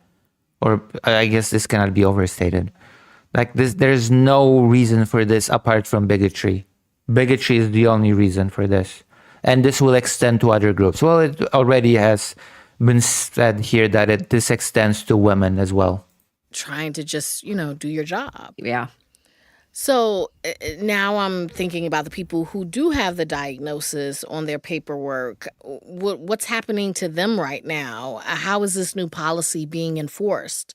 Well, Priya Rashid, the military attorney, helped walk me through this because it's really complicated. So this process started with the Air Force last year. They were sort of like the test branch for how this could all work, and the branches are separate. They kind of do things their own different ways. So let's focus on the Air Force. If you are identified for separation, no matter how long you've been in the Air Force, you will get a separation package. It's just a small amount like what a junior service member would receive, and this would be in lieu of the traditional benefits veterans receive, like medical benefits, which are pretty significant. The Pentagon's policy says if you self-identify and separate voluntarily, you're eligible for more money. But the deadline for this was last summer. That's already passed. So anyone who's being identified now is being separated involuntarily, according to this policy. And in any case, we should mention that the word voluntary is relative here, right? Because a lot of people told me they wouldn't leave their jobs if they had a real choice. According to the attorney, Priya Rashid, Of course, they're being pressured to leave. That part is obvious. The idea is to get rid of all the undesirable people, to put it bluntly. Package shouldn't even be considered separation pay at all. When they get older and they're this older veteran who needs medical and financial support, they are not going to get their accrued benefits because when we kicked them out, we said, here's your lump sum. I mean, that's incredible. I mean, for a lot of people who join the military, the benefits are a huge part of that decision. Yeah, definitely. I mean, especially with an uncertain economy, those benefits are attractive. And the economy is becoming even more uncertain under Trump due to policy like the tariffs. So it just becomes increasingly ridiculous. Big role in the military's recruitment efforts. I spoke to Mick Wagner. He's the founder and executive director of Veterans Legal Support Network. He says denying or reducing benefits after years of service sets a bad precedent. It is a fundamental break with the quid pro quo promise of, you serve, there's some benefits on the end of that. And that's just a fundamental breaking of that social contract, if you will, that the military has. One big example of this is how the Air Force is denying early retirement benefits. Gating says almost all of the defense spending is vet healthcare. Rippy Marcin says, I live in a town that has a strong LGBTQ community. I don't understand why some people have a problem with trans people. It's part of living in a diversified community. That's you have answered your question. You have answered your own question within your question. It's about diversified community. People that create legislation like this are just fundamentally against the idea of diversified community. Why do you think they are? What do you think the justification that they give is fighting DEI? It's in the name, diversity, equity, and inclusion. They are against diversity and inclusion because they think those things are bad. Hexef has directly said that he wants a unified force in the military. He does not want a diversified force. He wants a homogeneous force in the military. Ideally, white, cis, straight, and male. That is what they want.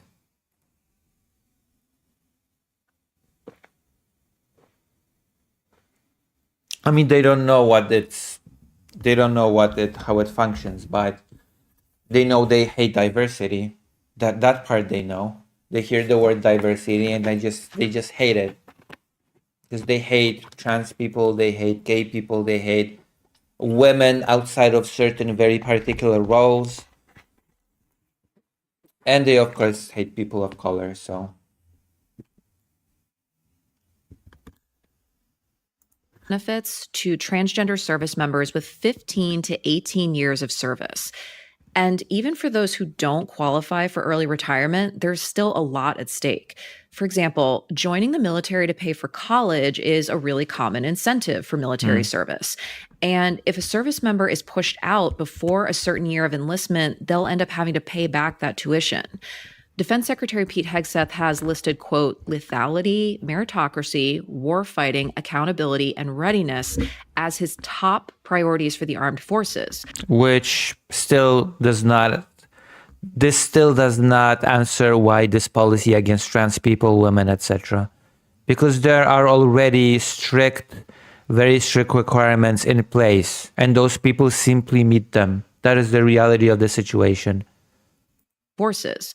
But Wagner says this whole cumbersome effort to identify and remove transgender troops hurts mission readiness. Yep, it does. It does, and ironically hurt mission readiness. We've already heard an example in this very segment of a trans man that has to not undergo certain types of training because he is afraid to be outed. That's actually a very specific, very good example of combat readiness being affected by this.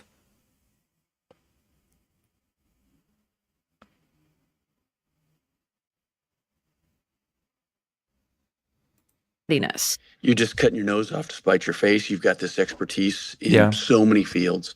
I've got a friend of mine. She is a lieutenant colonel in the Marines. She was enlisted. She transitioned. She fought in Fallujah. So, when you talk about, war fighters, people who actually fought, and she did. Did you reach out to the Pentagon? I did contact the Pentagon 3 times to see comment. Yeah, of course they thought, because they're combat ready, because those are competent people that meet the criteria of being in the military. That's why they're in the military.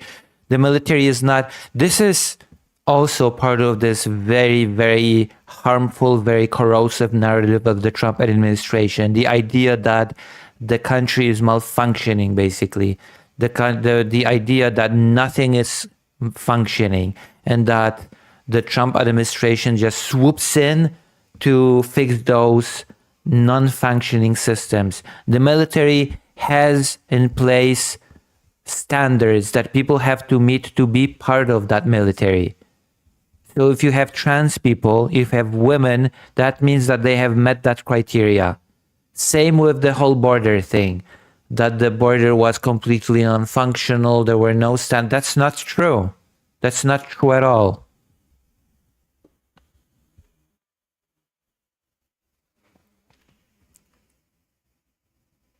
and clarification on my reporting, and no one was made available to talk with me. Instead, I was sent some links to their website, which just had rundowns of the memos and the guidance we've already been explaining here.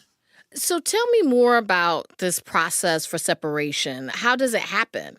So service members identified for separation go before these things called separation boards. Basically, it's supposed to be this independent board of your peers. This is the due process given to each service member where you can plead your case to keep your job. But Right. for trans service members, it's going to work a bit differently. Of course, because everything has to work differently for trans people, because trans people are the undesirables of society right now. See is that the entire process is flawed from beginning to end. We know that the outcome is generally. Thank you for being here, Ken Vet. I hope to see you. I hope to see you next stream, which is tomorrow. I stream every day, basically. So I hope to see you. I hope to see you all. I hope I have gained some viewers.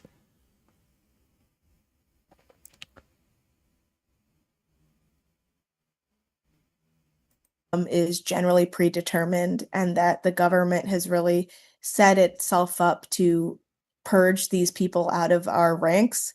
Rashid says for the trans service population, at least in the Air Force, it's a predetermined outcome. Yeah. Because more guidance has since come out stating that the separation boards must find anyone with gender dysphoria or a history of it unfit for service and move to separate them. They are being given a fake board, a board that is deprived of due process and any type of autonomy that a typical military service member would be afforded. She says new rules also prohibit any recordings of the hearings or the use of court reporters. Things like the Administrative Procedure Act, they are required to provide appeals. The transcript is the mechanism of appeal. So like that's a First Amendment and a Fifth Amendment right. Rashid says cutting off access to due process is illegal. Again, same thing with asylum seekers and immigrants. That is what the Trump administration does. Take away people's rights to plead their case. The fundamental right of all people within the borders of the United States, citizen or not, by the way. The right to due process is being stripped away.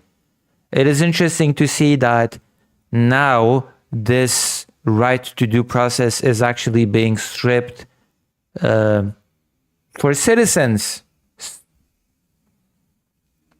Straight up. If you're a citizen, your right to due process is being stripped away from you. I think this should be talked about more, by the way. The fact that citizens of the United States are having their right to due process stripped away from them because they're trans. I guess trans people are not full citizens.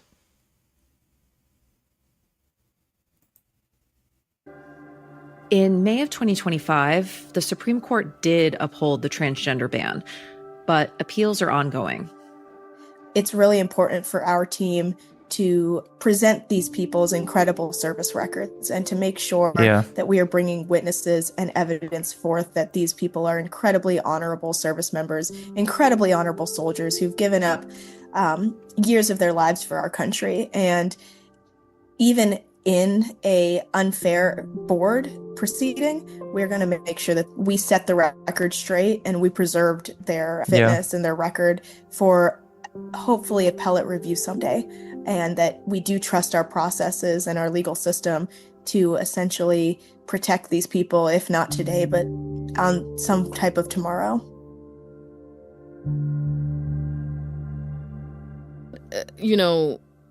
Looking at the kind of geopolitical environment right now, we're engaged in several global conflicts, Iran, Venezuela. Is there a chance that they'll pause this process because they need people, especially experts who are willing to serve? They're continuing with the separations. And this made me think about my interview with General McChrystal back in January. This is exactly what he was worried about. God forbid if we in a major war and we need to start calling everybody up, I would hope that we would not suddenly say we are only going to draft people of a certain type because we wouldn't have enough. Yeah, that's true. An entropy fan says, but this is why the Russian military was so ill prepared, by the way. It did all those internal fascist purges and only left fascism, DEI, high-rates, and polytrons in the chain. To A, he's the sailor who transitioned before joining the military, to see if there have been any updates on his situation, if anything has surfaced that might identify him as trans, and he says nothing so far. He's focused right now on what's called a workup cycle, basically getting ready to deploy. He's slated to ship out in the fall, and he's seen how risky the situation in the Middle East is. My heart breaks for my fellow sailors, Marines, airmen, and soldiers that have either lost their lives or will lose their lives. And A says while he's just trying to focus on his work right now, the fear of being found out is always in the back of his mind. So he will not take part in certain types of training. Again, because of drug testing and whatnot, which will affect combat readiness. Is the most stressful time that you can be in. When you're deployed, all you're worried about is doing your job. While there's that added stress of, being away from home. And also it makes me feel, I'm investing all of this time and energy. And then it's like, okay, well, what if 2 months from now, my CO calls down to my shop and he's telling me that, I'm being removed from the Navy. It's like, okay, well, what was all my effort for, right? So it's extremely, extremely taxing. I constantly feel like the rug is going to be pulled out from underneath me. Wow, I can't imagine being in that precarious position. Yeah, and a really common thread throughout all of these interviews I've been conducting over the years for this story is that all of these service members just want to do their jobs. They signed up to serve their country, and they say it's really strange and painful to be treated like the enemy by their own country. Lauren, thank you so much for bringing us this story. Thank you for having me.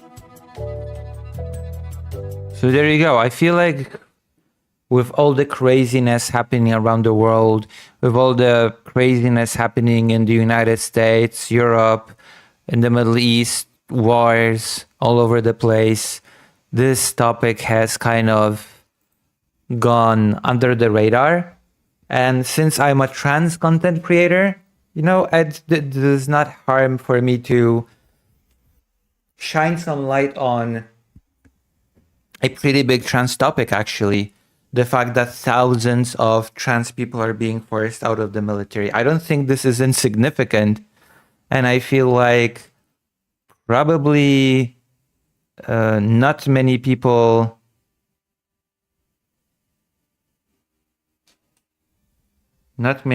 will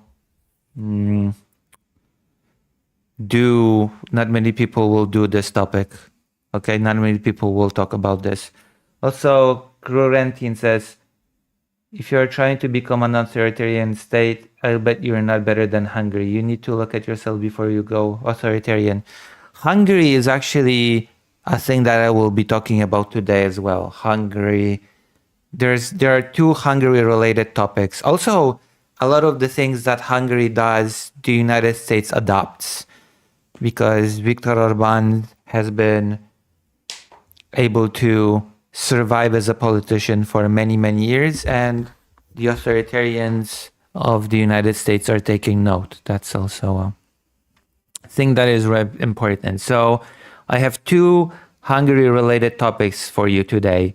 Why Nawrocki, the Polish president, really went to Budapest knowing exactly what Orban stands for. Analysis. That is an interesting topic.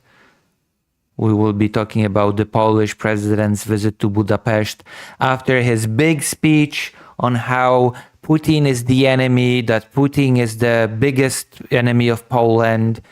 And then he just went to Budapest and endorsed the biggest ally of Putin in Europe. That's the thing that we're going to be talking about. And then there is the second topic that I want to talk about. Actually, there are at least three. But Orban blocking 468 million euro owed to Poland for Ukraine support. That is the second. Right? Third, I want to talk about Hungary blocking. Orban blocks EU military loan for Ukraine, deepening divisions with Brussels. So we will start with this, because I think this is a very important topic. The big loan that was promised to Ukraine, that was secured for Ukraine, and then the tension aroused between Hungary and Ukraine over the Druzhba pipeline, the oil pipeline, and it was damaged by a Russian drone. It has not been repaired yet. Hungary and Slovakia have not been receiving oil from Russia, and they blame Ukraine. And Hungary has said that it will block further sanctions against Russia, and it will block a big loan for Ukraine. And Slovakia independently said that it would stop giving energy to Ukraine, emergency energy. Hungary's Prime Minister Viktor Orban has blocked the EU's €90 billion military loan for Ukraine. So that's €90 billion. We've just heard the amount. I will never support any kind of decision here which is in favor of Ukraine. Europe's leadership has reacted furiously. My colleagues and I are deeply angered by what happened today. It is an act of gross disloyalty within the European Union. But Orban has won praise in Russia. The country's media described him as a tough leader who stands up to Brussels and defends Hungarian sovereignty. Russia is reportedly supporting Orban. There are upcoming elections in Hungary. Technically speaking, Viktor Orban is behind in the polls. Viktor Orban is very much in trouble when it comes to these elections. He is in danger of losing these elections, and that is why Viktor Orban gives his all to paint the European Union and Ukraine in a certain way. He is trying to paint Ukraine as this force that is supporting the opposition party, Zelensky in particular. And he is painting both the European Union and and Ukraine as countries that are trying to conscript Hungarian citizens and force them to go fight in Ukraine. Both statements are ridiculous. Artum says, I was in Hungary in November. I cannot believe that amount of anti-Zelensky posters that were all throughout Budapest. Yeah, that's basically, you could be led to believe that Zelensky is running for office in Hungary. Right? Yeah, like it would not be a big shock if you would be led to believe that Zelensky was an actual candidate in Budapest. So that is the whole thing about Hungary's campaign, Viktor Orban's campaign. And Viktor Orban has not been doing anything to divorce himself from Russian energy, to limit Hungary's dependency on Russian oil and gas, and which is why we are seeing this situation in which Russia has damaged its own pipeline going to Hungary, and Hungary is actively punishing Ukraine for it. Because this is not new. Hungary under Orban has been one of the biggest allies of Russia from the beginning of the war. Poland, that had at the time, at the beginning of the invasion, a far-right government that was very friendly to Hungary. There was tension between Hungary and Poland over this because Viktor Orban has said at the beginning of the invasion that Zelensky is his enemy. Zelensky was his enemy. From the very beginning of the war, Viktor Orban has framed Ukraine as the country at fault. He basically said that Ukraine should not have defended itself, and Hungary from the beginning has not been providing Ukraine with any sort of military support. Right? Orban, with disinformation experts and intelligence agents on the ground in Hungary. Vladimir Putin's former interpreter is coordinating an OSCE mission overseeing the election. Oh yeah, and also it's very important to note that there was leaked information that indicated that Russia was planning to stage a fake assassination attempt at Viktor Orban's life to boost his chances in the election. Remember, Viktor Orban at this point is being actively endorsed by Trump, Putin, and Netanyahu. The awful trio of the world are now actively and openly supporting Viktor Orban in his election because ideologically Viktor Orban aligns with all of these people. That's why. Daria Boyarskaya was declared persona non grata by Poland in 2022 due to her ties to the Kremlin. Her presence raises questions about Russian influence over the election process. Moscow really has or plays like it has a high stake in this election. And we do see that more and more evidence piles up that they are ready to go to significant efforts to make sure that Orban is re-elected. It's not just Moscow that wants Orban to win. MAGA is backing him too. America's Vice President J.D. Vance is reportedly set to visit Budapest. Yeah. His travel details aren't public, but CPAC Hungary is on Saturday, March 21st. Secretary of State Marco Rubio visited last month. Orban hopes their endorsements will help him win at the ballot box. I doubt whether this maneuver, which is not the first time for Hungary, bringing here his like-minded friends to Budapest, that this would really change the outcome of the elections.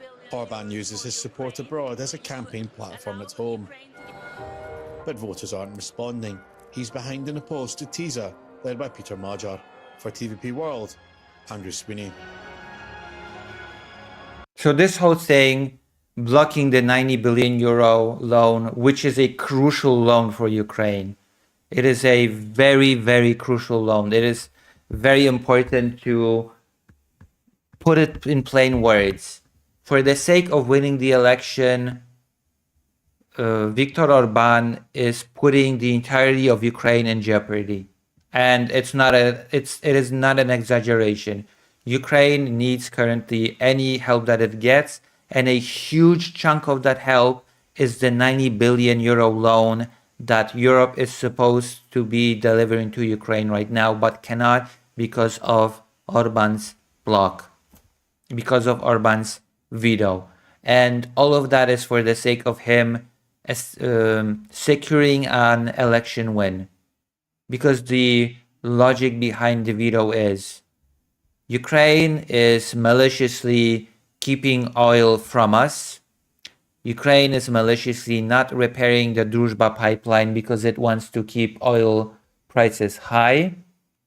And that is because Ukraine is actively trying to meddle in elections. Right?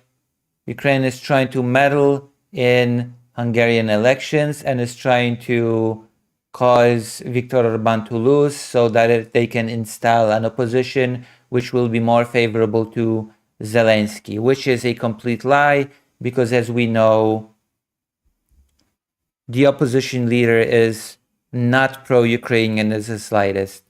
Like, as much as the opposition winning and Viktor Orban losing the election will be most definitely an improvement for the Hungarian people, it will absolutely not be any kind of improvement for Ukraine. But the leader of the opposition party has made his stance clear. He would not give any military support to Ukraine, much like Orban, and he did not indicate any willingness to lessen the energy dependency on Russia either. So when it comes to Hungarian-Ukrainian relations, actually Viktor Orban winning or losing does not make much of a difference.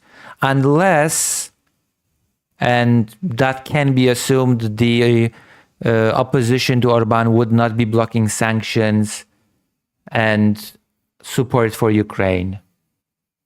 So that actually might be one change that would happen if Viktor Orban loses, that Hungary would no longer be vetoing sanctions on Russia. Right? So this is where we are.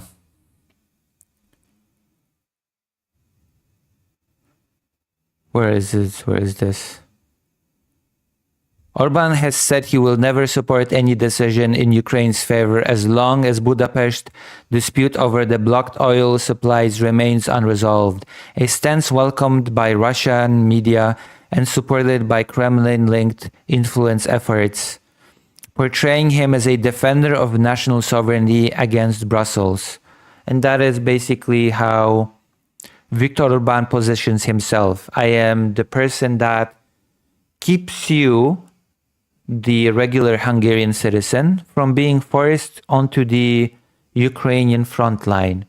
A completely ridiculous narrative that I sincerely hope no reasonable Hungarian people buy into. Because no European country wants to send troops to Ukraine, and there is no evidence that suddenly Hungary is made into this exception and being forced to send people to fight in Ukraine. But that is actually the lie that Viktor Orban is pushing onto his citizens. No other country wants to send their troops. No other country indicates any sending of troops to Ukraine. But you know what? Hungary will be the one country that will be forced to do so. It's ridiculous, it's stupid, but unfortunately, stupid and ridiculous populism is often what wins elections, as evidenced by the United States of America, where Trump is now sitting president. So who knows? Who knows?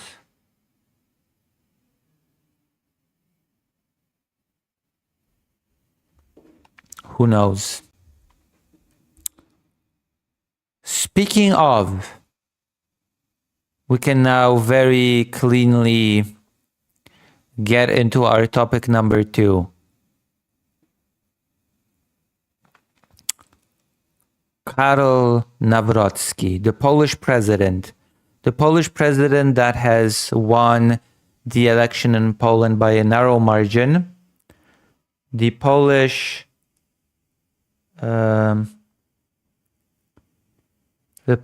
president that on the one hand says that he is on Putin's hit list, that he opposes Putin.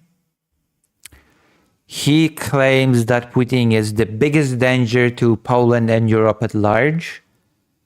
But at the same time, he visits Viktor Orban, the leader of that is the biggest ally of Putin in Europe, which puts Karol Nawrocki in a very specific spot where his words do not exactly correspond to his actions. Because I'm sorry, if you are in support of Viktor Orban, then you're basically indirectly are in support of Putin, because at this point, Viktor Orban is clearly Putin's man in Europe. So it's completely ridiculous that Nawrocki has decided to visit Orban and endorse him, along the 3 leaders that I have mentioned. Trump endorses Viktor Orban because they ally on an ideological level. Putin, of course, endorses Orban and even planned a stage assassination attempt to boost Orban's chances in the election.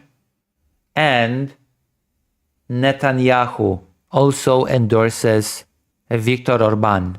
Those 3 horrible, horrible leaders they all endorse Viktor Orban because they align ideologically with him.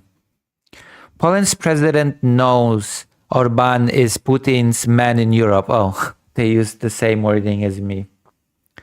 He went to Budapest anyway because right now Orban's war on Brussels matters more to Karol Nawrocki than the cost of Orban's Russia ties. And that is very important because as much as the Polish government right now is pretty pro-European government, wants integration with the European Union, wants to do things with Europe in order to strengthen the military complex of Europe, Karol Nawrocki is ideologically aligned with the opposition party of Law and Justice that used to be in charge of the country before 2024.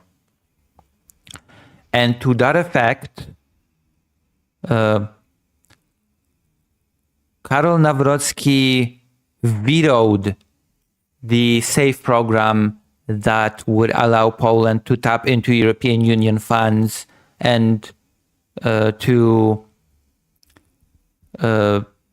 improve its military, because Karol Nawrocki is not a European Union-oriented president. He is a United States-oriented president, which means that he will do things that are anti-European Union, which means that he will ally with leaders that are anti-European Union, which means that, of course, he will be allied with Viktor Orban, who is a huge Eurosceptic, especially now that he wants to win the election.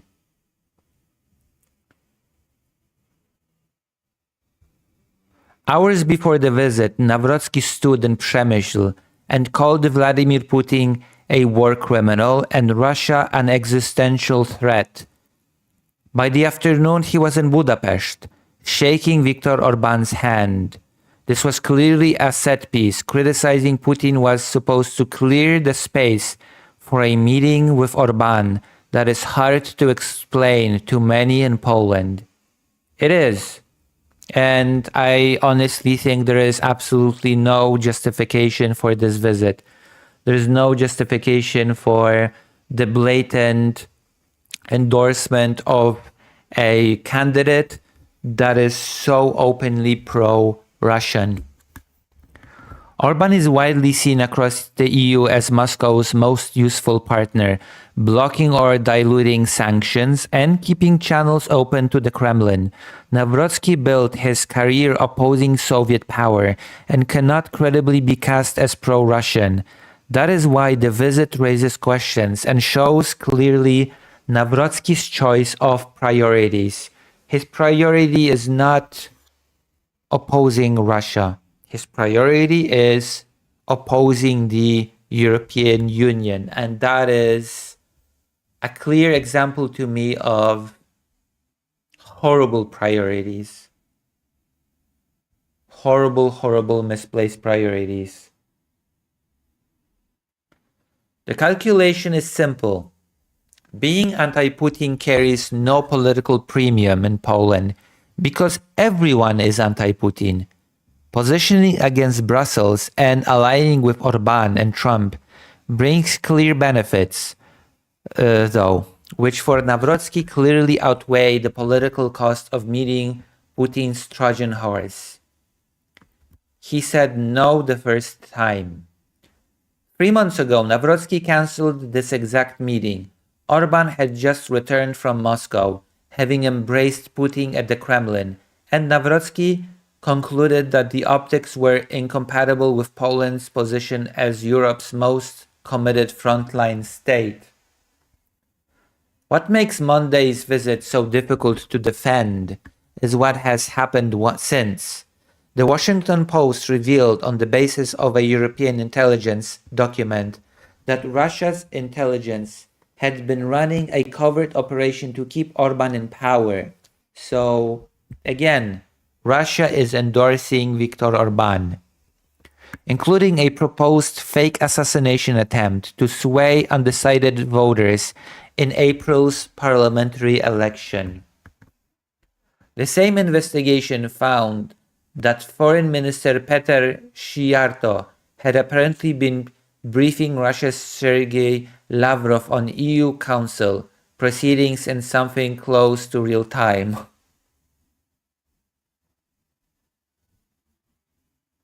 The case for staying away was stronger in March than December, but Navrotsky went anyway. So why? Because the model needs to win. Navrotsky is drawn to Orbán's record, 4 consecutive election victories built on aggressive Euroscepticism that has turned Brussels into a punching bag and won every time. It is Navrotsky's declared aim to bring down the Tusk government and act as patron of the right, binding law and justice, and confederation into the coalition likely needed to win power in 2027. Yeah, it's next year is gonna be a huge mess in Poland. So I'm definitely going to cover the elections in 2027. So if you will want the most, quite frankly, in-depth and most detailed coverage of the parliamentary election in Poland, you're probably going to have to come here. There's only one other person that I can think of that will give a comparably in detail coverage of the 2027 election. I can think of only one other person that will probably give a good coverage of that. The problem is that the model is under pressure. For the first time in 16 years, Orbán is trailing in key polls, facing a credible challenger in Peter Magyar, whose TISA party is giving Fidesz a genuine fight.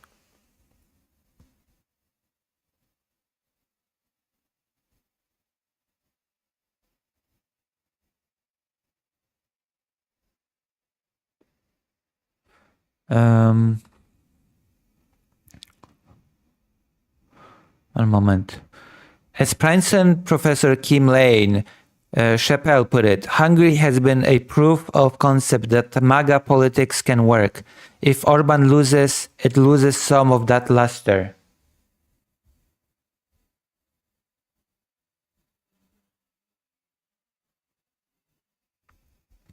Navrotsky cannot afford that. An Orbán defeat would be seen in Poland as a direct blow to the political formula he is building his future on. He did not go to Budapest to do Orbán a favor. Rather, he went because he cannot afford for Orbán to fail. Right?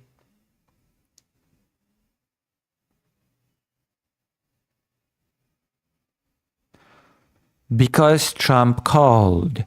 The day before Navrotsky flew to Budapest, Donald Trump endorsed Orbán at CPAC, the Conservative Political Action Conference in the Hungarian capital. He has my full support, Trump said.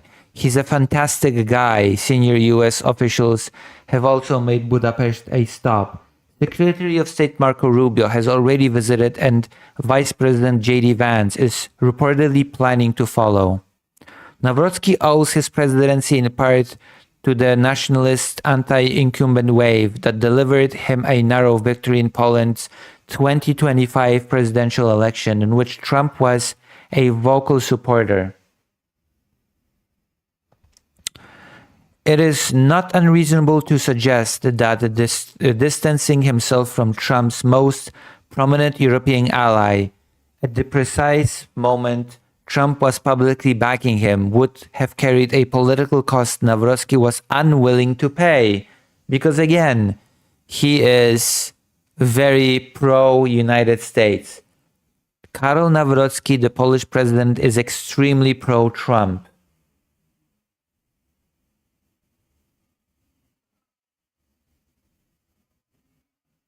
Right?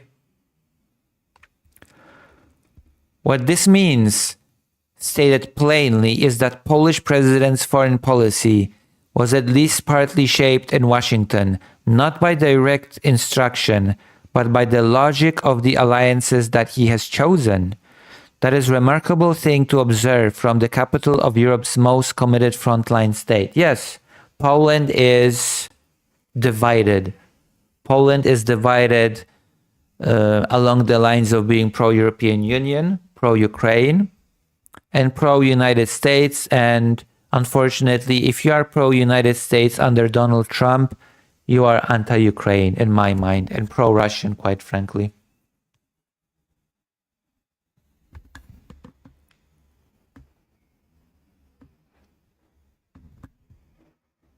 Because Europe is the 2027 battlefield.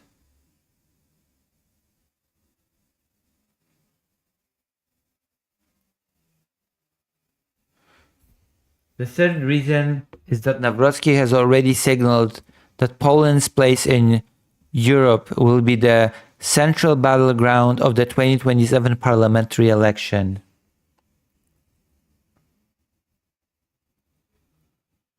His veto of the safe defense loan, which I've mentioned 2 weeks ago, which would have delivered Poland up to 180 billion zloty in long-term EU defense financing, was the most recent expression.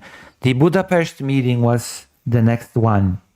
By standing alongside the EU's most aggressive internal critic, he is staking out the ground for the coming battle of sovereignty over solidarity.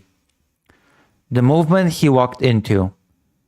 Monday's Budapest meeting coincided with a gathering of Europe's hard-right Marine Le Pen, Matteo Salvini, Geert Wilders among them, under the Patriots for Europe banner, whose goal is, in Orbans' own words, to occupy and transform the center of Brussels. Le Pen urged Hungarians to send a message to tired old technocrats in Brussels.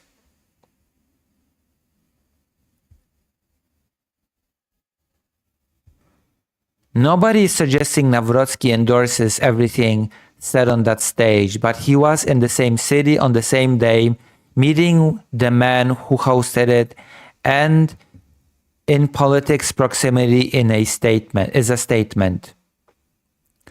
There is something more important here.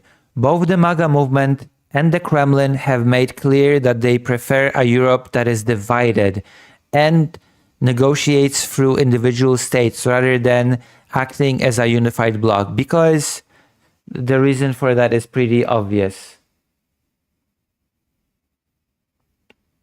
Right?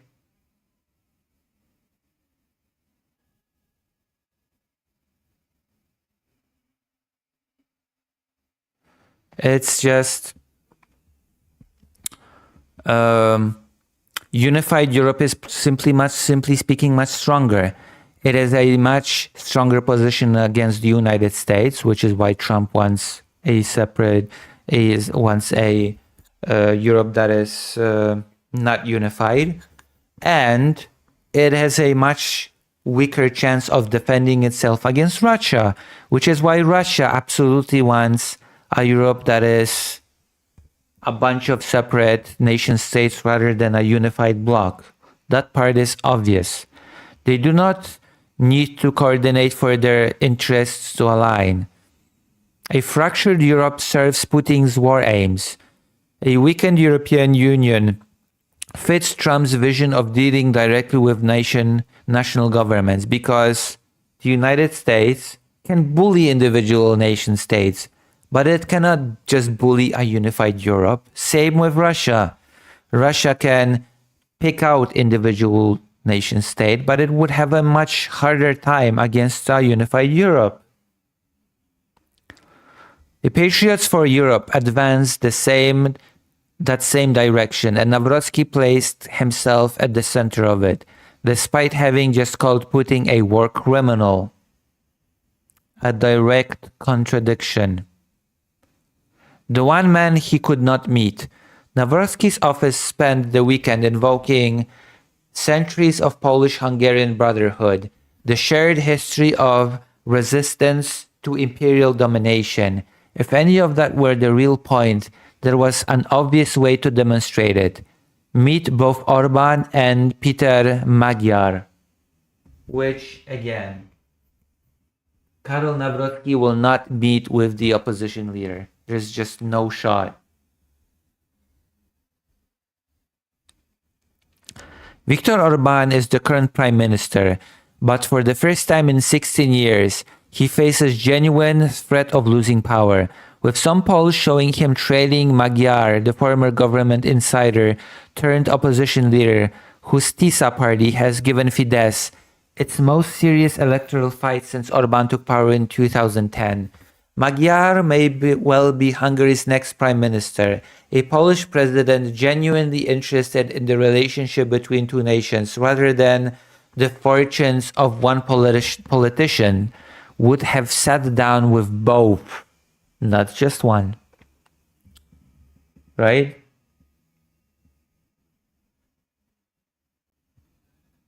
He did not because he couldn't. Magyar has promised to extradite two senior law and justice figures, which is already something that Karol Nawrocki cannot accept.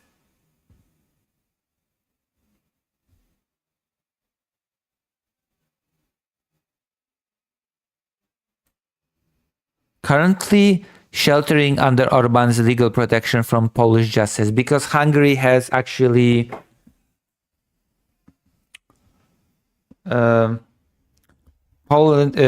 Hungary has actually become a safe haven for political criminals. It is actually sheltering political criminals from Poland. They end precisely. The brotherly love, it turns out, has its limits. They end precisely where Orban's political survival begins. The friendship between Poland and Hungary is real and old and worth preserving. What happened in Budapest on Monday had nothing to do with it. And I agree. I agree absolutely.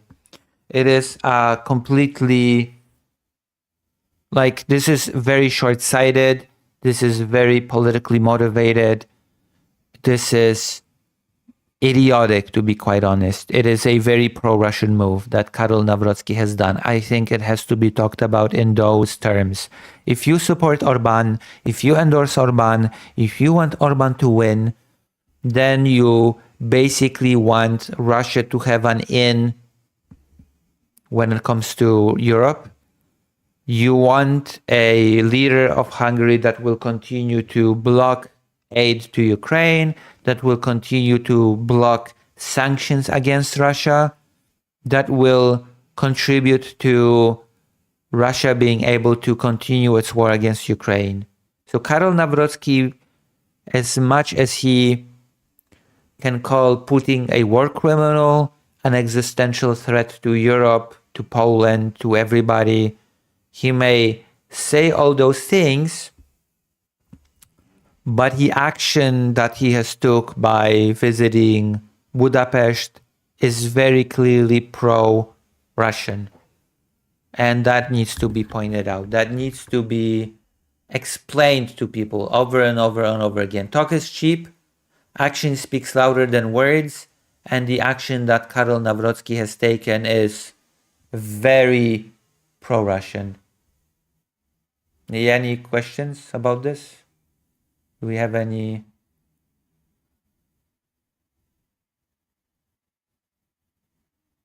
questions?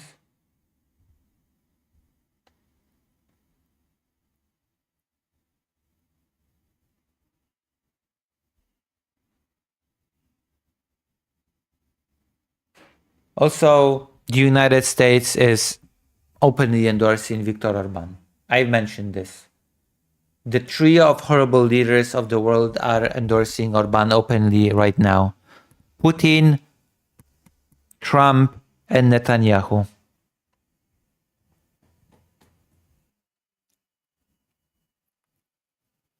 And yes, the European Union is directly responsible for Viktor Orban coming into prominence.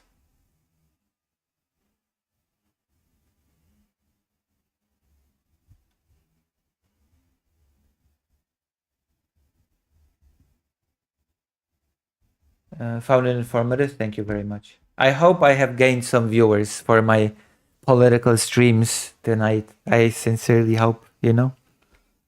I'm trying to grow from a micro streamer to a small streamer. So, I mean, it's not the Like the question asked here, what will happen when Europe will call these elections not okay? I mean, the elections have not been decided yet. We will see what happens. All polls indicate that Viktor Orban is in very real danger of losing power. We will see. There's a chance that Viktor Orban will straight up lose these elections to the opposition party because he is behind on polls by a significant margin, by 20%. But apparently the system itself does favor Viktor Orban, so it's going to be a pretty close race.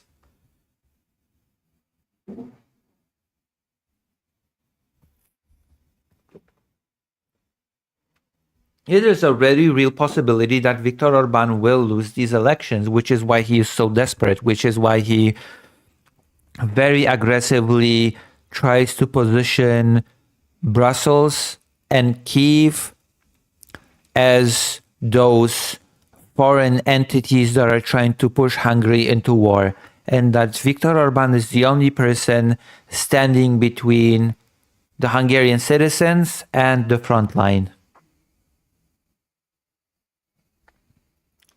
And Slovakia, of course, yes, Slovakia. And increasingly the Czech Republic. That's a little bit understated, but the Czech Republic has also been moving in a pretty bad direction. So this is my Hungary topic number 2. And now we are going to jump straight into my Hungary topic number 3. My Hungary topic number 3, which is about Poland. Because Poland has been one of the biggest supporters of Ukraine since the start of the war. Poland has given, and I know it sounds very shocking, but Poland has given more tanks to Ukraine than any single state. Poland has actually helped Ukraine quite a lot. And the European Union was supposed to reimburse Poland for some of that help. The European Union was supposed to give Poland money for supporting Ukraine, but it has not done so. And my question is to you, if you know, why has the European Union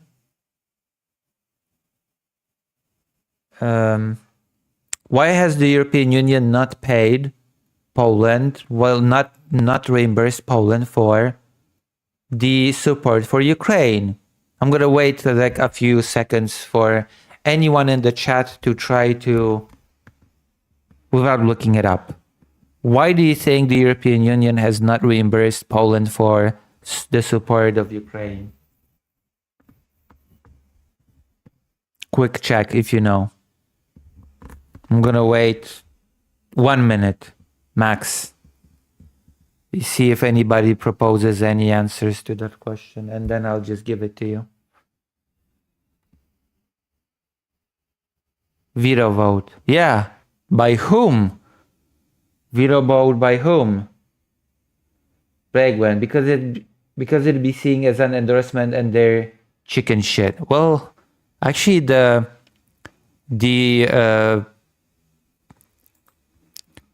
real thing is much simpler. Orban blocking 468 million euro owed to Poland for Ukraine support. Hey, it's because Viktor Orban is blocking it. It's always Viktor Orban. Viktor Orban cannot stand any support to Ukraine and therefore will block the reimbursement of Poland because Poland dared support Ukraine. And supporting Ukraine is bad. That's why. Speaking at a government meeting on Tuesday, Polish Prime Minister Donald Tusk reiterated his stance toward Viktor Orban's government in Hungary. He issued a stark warning over Hungary's ties with Moscow and concerns over recent reports of intelligence leaks from the Hungarian government to the Kremlin. Which is also interesting. I also have to point that out. Okay, I have to also point out the fact that there is a very stark division between the Polish government, which is pro-Ukraine, which criticizes Viktor Orban, which is pro-European Union, and the Polish president that endorses Orban is Eurosceptic and pro-United States under Donald Trump. There is a stark division there. All while Hungary consistently obstructs support for Ukraine. His remarks come in the wake of Polish President Karol Nawrocki's recent visit to Budapest. There you go. It's very interesting that the stance of the Polish Prime Minister is completely different than the stance of the Polish President.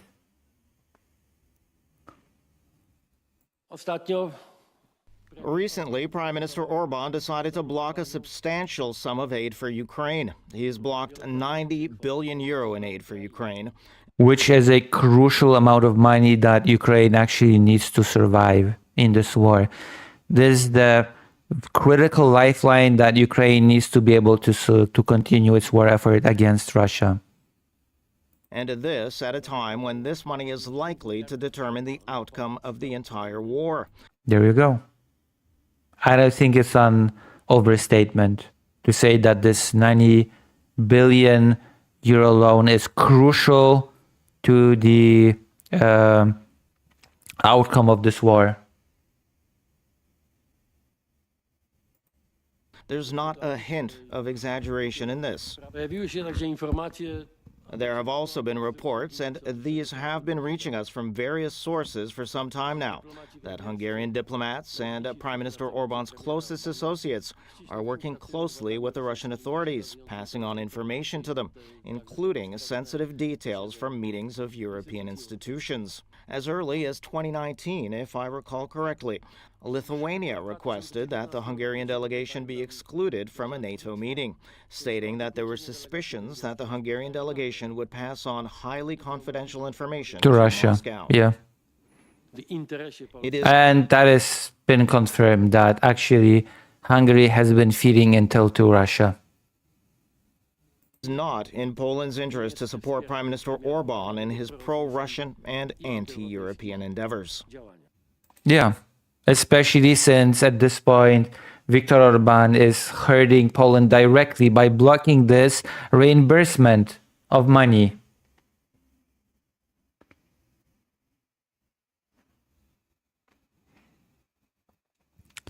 We are entitled to 2 billion zlotys from this European Peace Facility mechanism, which should have long since been in the Polish budget. It is Prime Minister Orban who is personally blocking the payment of this money to Poland, Tusk said before a Tuesday cabinet meeting. Poland was among the first countries to supply weapons and equipment to Ukraine after Russia's full-scale invasion in 2022, with Tusk saying the rapid deliveries made it possible to survive the most difficult weeks of the Russian invasion of Ukraine. And Ukraine confirms this, by the way. Ukraine openly confirms that Poland's help was crucial in the beginning of the war. The funds are due from the European Peace Facility, EPF, an off-budget EU mechanism set up in 2021 to finance military missions and provide security assistance to partner countries. After Russia's invasion, the fund was expanded to reimburse member states for arms deliveries to Kyiv.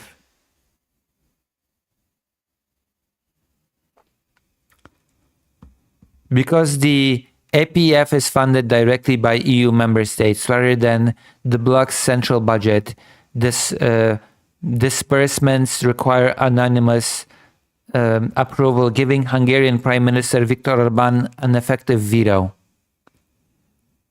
Budapest has for more than a year blocked billions of euros in military assistance for Ukraine through the mechanism.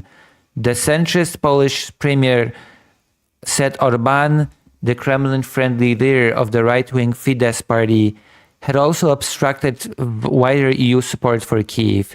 He blocked 90 billion euros in aid for Ukraine at the time when that money could likely determine the outcome of the entire war.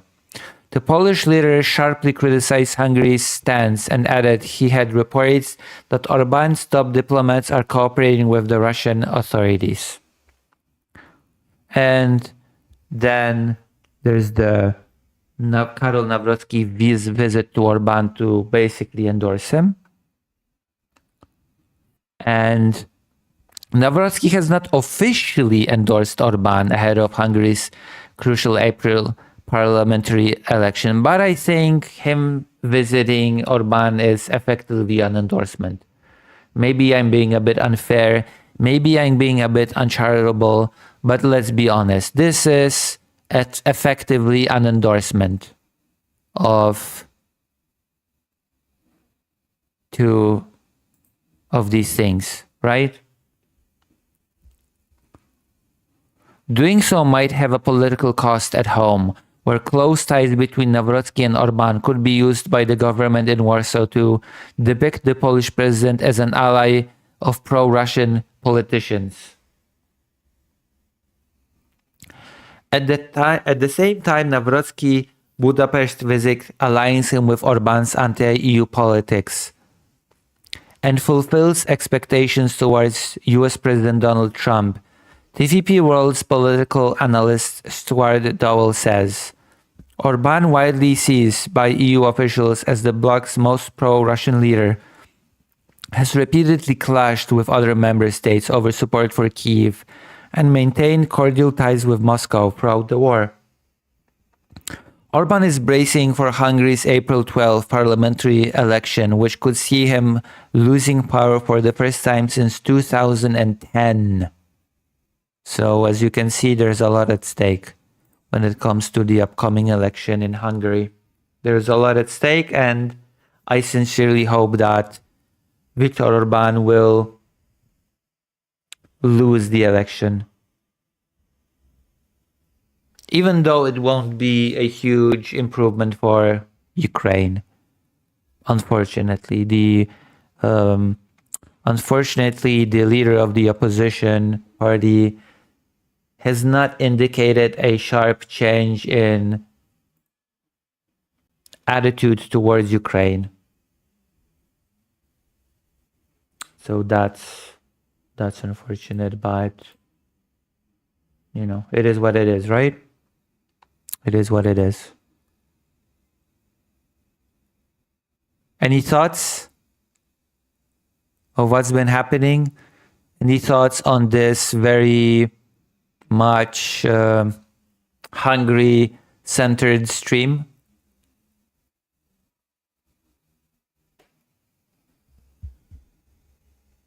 Any questions for me rather than this little debate that is happening in the comments on YouTube?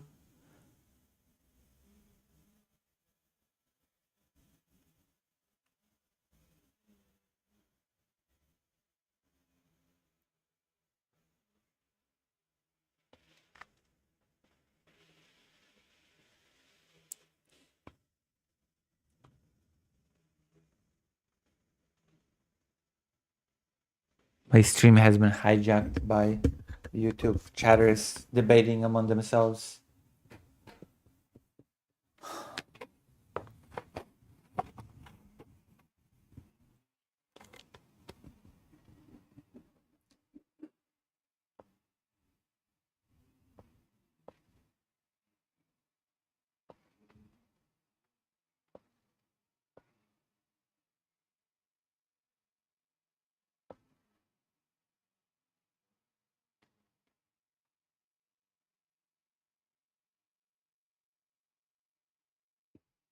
Oh yeah, and also, yes, Russia does have the nuclear trial.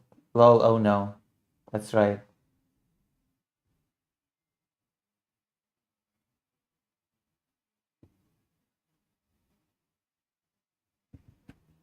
No questions?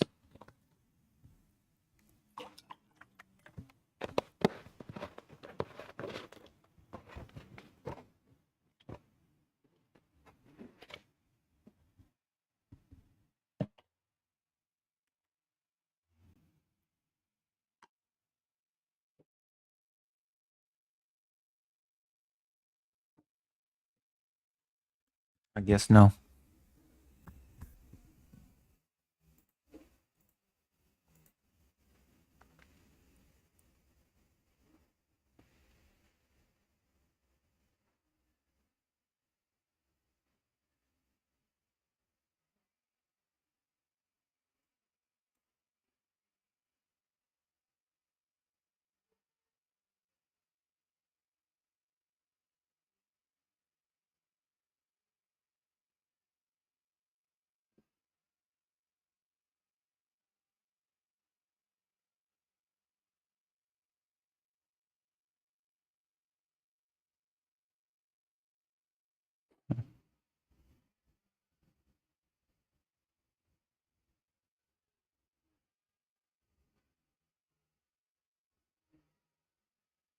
A moment.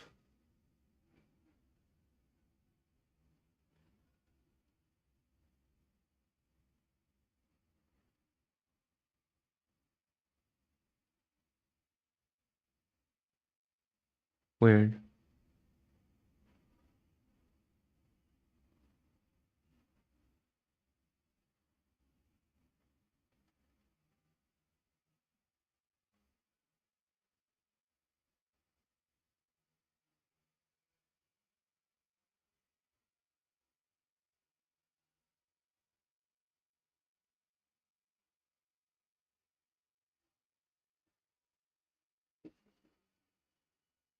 My God. All right. Just here to watch the trash fire. Are the Polish far-right parties gaining traction with Orban holding money back? Are they going to blame it on the UN, not anyone else? Yes.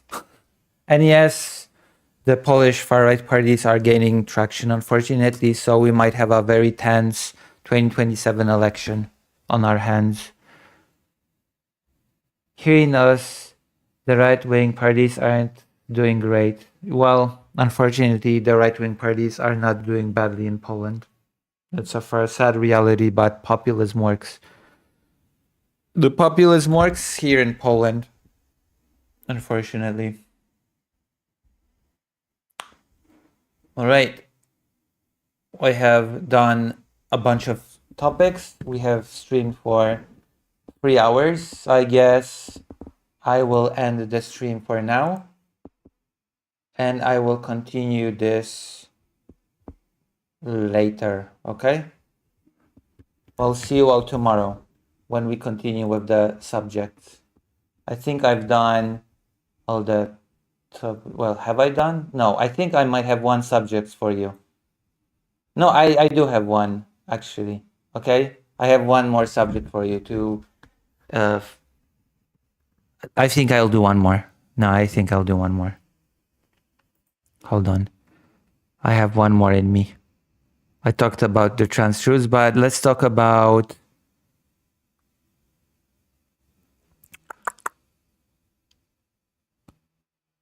Where is this thing that I wanted to show you? Oh yeah, exclusive for Reuters. Oh, I have reached my article limit. Sign in. Hold on. I have to sign in. I'm gonna hide the browser to hide in, sign in. Oh, doxing myself. Sign in. Google.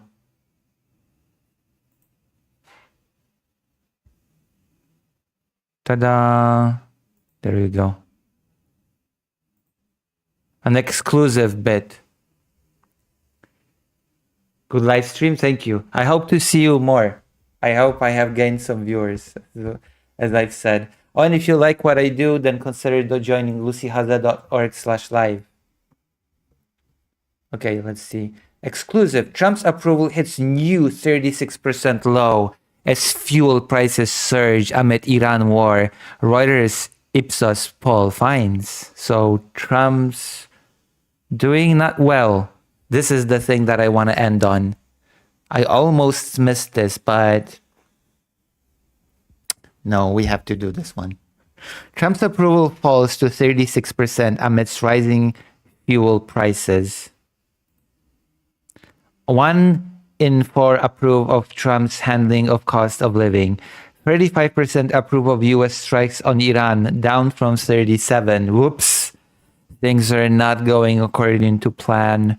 President Donald Trump's approval rating fell in recent days to its lowest point since he returned to the White House, hit by a surge in fuel prices and widespread disapproval of the war he launched on Iran. A Reuters Ipsos poll found, yeah, because it's a stupid war. It's an idiotic war. It was a bad idea. I have no clue why he decided that that would be a great idea. There's a reason why it's called a war of choice, and it's not been going well for him. The 4-day poll completed on Monday showed 36% of Americans approve of Trump's job performance, down from 40% in a Reuters Ipsos poll conducted last week, which 40% is already not that great to begin with. The starting point was not amazing.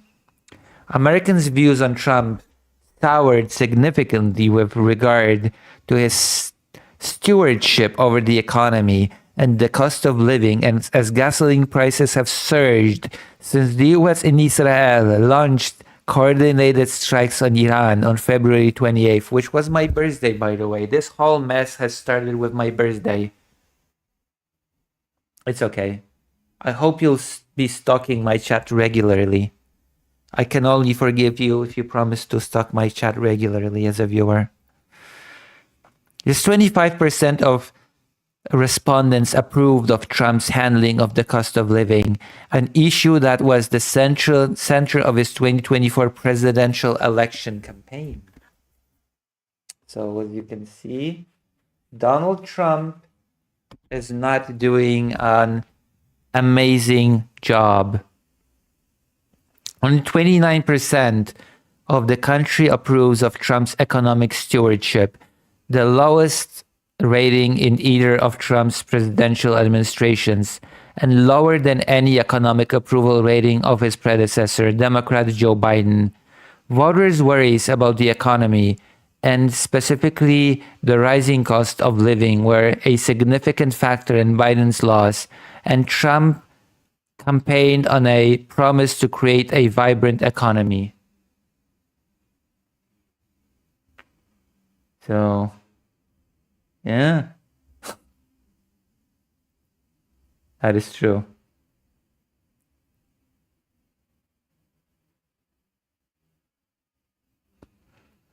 Do you approve of how the president is handling the economy? No. Trump, Biden. Uh-oh. Trump is doing worse than Biden. Analysts said that the poll points to a president facing significant public opposition. It's important that people know that the president feels their pain and that help is on the way, said Amanda Mackie, a Republican political strategist and lawyer. Yeah, sure. I'm so sure that Trump's gonna alleviate people's pains. Warren concerns weigh. Trump's standing within his Republican Party remains mostly strong. Only about 1 in 5 Republicans said they disapprove of his overall performance in the White House. Little change from about 1 in 7 last week. Well, damn. It dropped still. But the share of Republicans who disapprove of his handling of the cost of living rose to 34% from the 27% last week. Trump's overall approval rating was 47% in the first days of his presidency, and since last summer had largely held around 40%. It remains above his first administration's low point of 33%, and a touch higher than Biden's low of 35%. The war in Iran could be changing that for a president who took office promising to avoid stupid wars. Yeah, he was supposed to be the peace president. He wanted the Peace Nobel Prize. He said that if Biden was president, war in Ukraine would never have happened. He's the peace president that stopped 8 wars, even though he actually has not stopped 8 wars. It's a one big fabrication. It's a lie. He has not stopped those wars. The war in Iran could be changing that for a president who took office promising stupid wars. The survey found 35% of Americans approve of the US strikes on Iran, down from 37% in a Reuters Ipsos poll conducted last week. Some 61% disapprove of the strikes compared to 59% last week. Oh, snap. Oh, snap.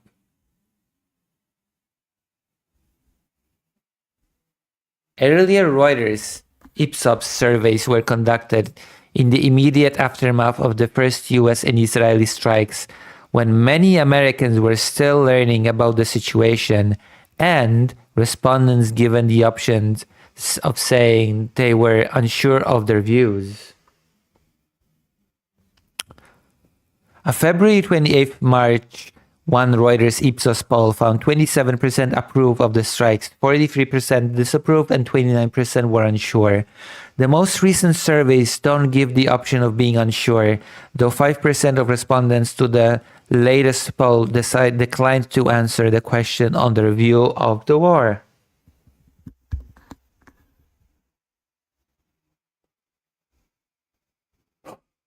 That is funny.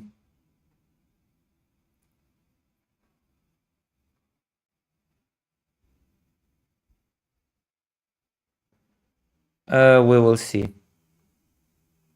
More troops to region. So 46% of respondents said the war in Iran will make the US less safe in the long run, according to the latest no shit.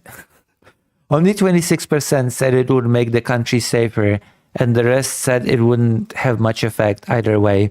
While Trump in recent days has suggested the war could soon wind down, Iran has disputed Trump's claims that negotiations were underway, and Reuters reported on Tuesday that Washington is expected to send thousands of additional soldiers to the Middle East. Wonderful. Wonderful. Do you feel better? Do you feel better now? The average price of gasoline in America has surged by about $1 a gallon since the war started, as the conflict has severely curtailed oil shipments from the Middle East to the rest of the world. Experts warn that persistently higher fuel prices will eventually hit the wider economy. Yeah, because whatever Trump does, in the end, will fuck all of us over. That has become a running theme. Already, some 63% of Americans consider the US economy to be somewhat weak or very weak. The poll found that included 40% of Republicans, 66% of independents, and 84% of Democrats. This provides a huge opportunity for Democrats to make major strides in the midterms by focusing on issues that are traditionally more Republican issues, like national security, the economy, and immigration, said Doug Farrett, a Democratic strategist. Yeah, Trump is giving, to borrow Trump's own language, Trump is actually giving the Democrats all of the cards.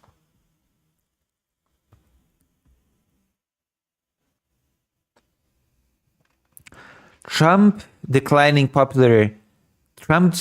popularity did not correlate with swelling support for Democrats, as they look to break Republican control of Congress in the November midterm elections. Some 38% of registered voters in the Reuters Ipsos poll said Republicans were the better stewards of the US economy, compared to 34% who picked Democrats on the issue. Republicans were also favored on the response to immigration and crime, while Democrats held the edge on healthcare and women's rights. The poll, which was conducted online and nationwide, gathered responses from 1,272 US adults and had a margin of error of 3 percentage points. All right. So that's it. This is it. Thank you very much. Now we can end stream, okay? Now we can end stream. Isn't that cool? Isn't that amazing?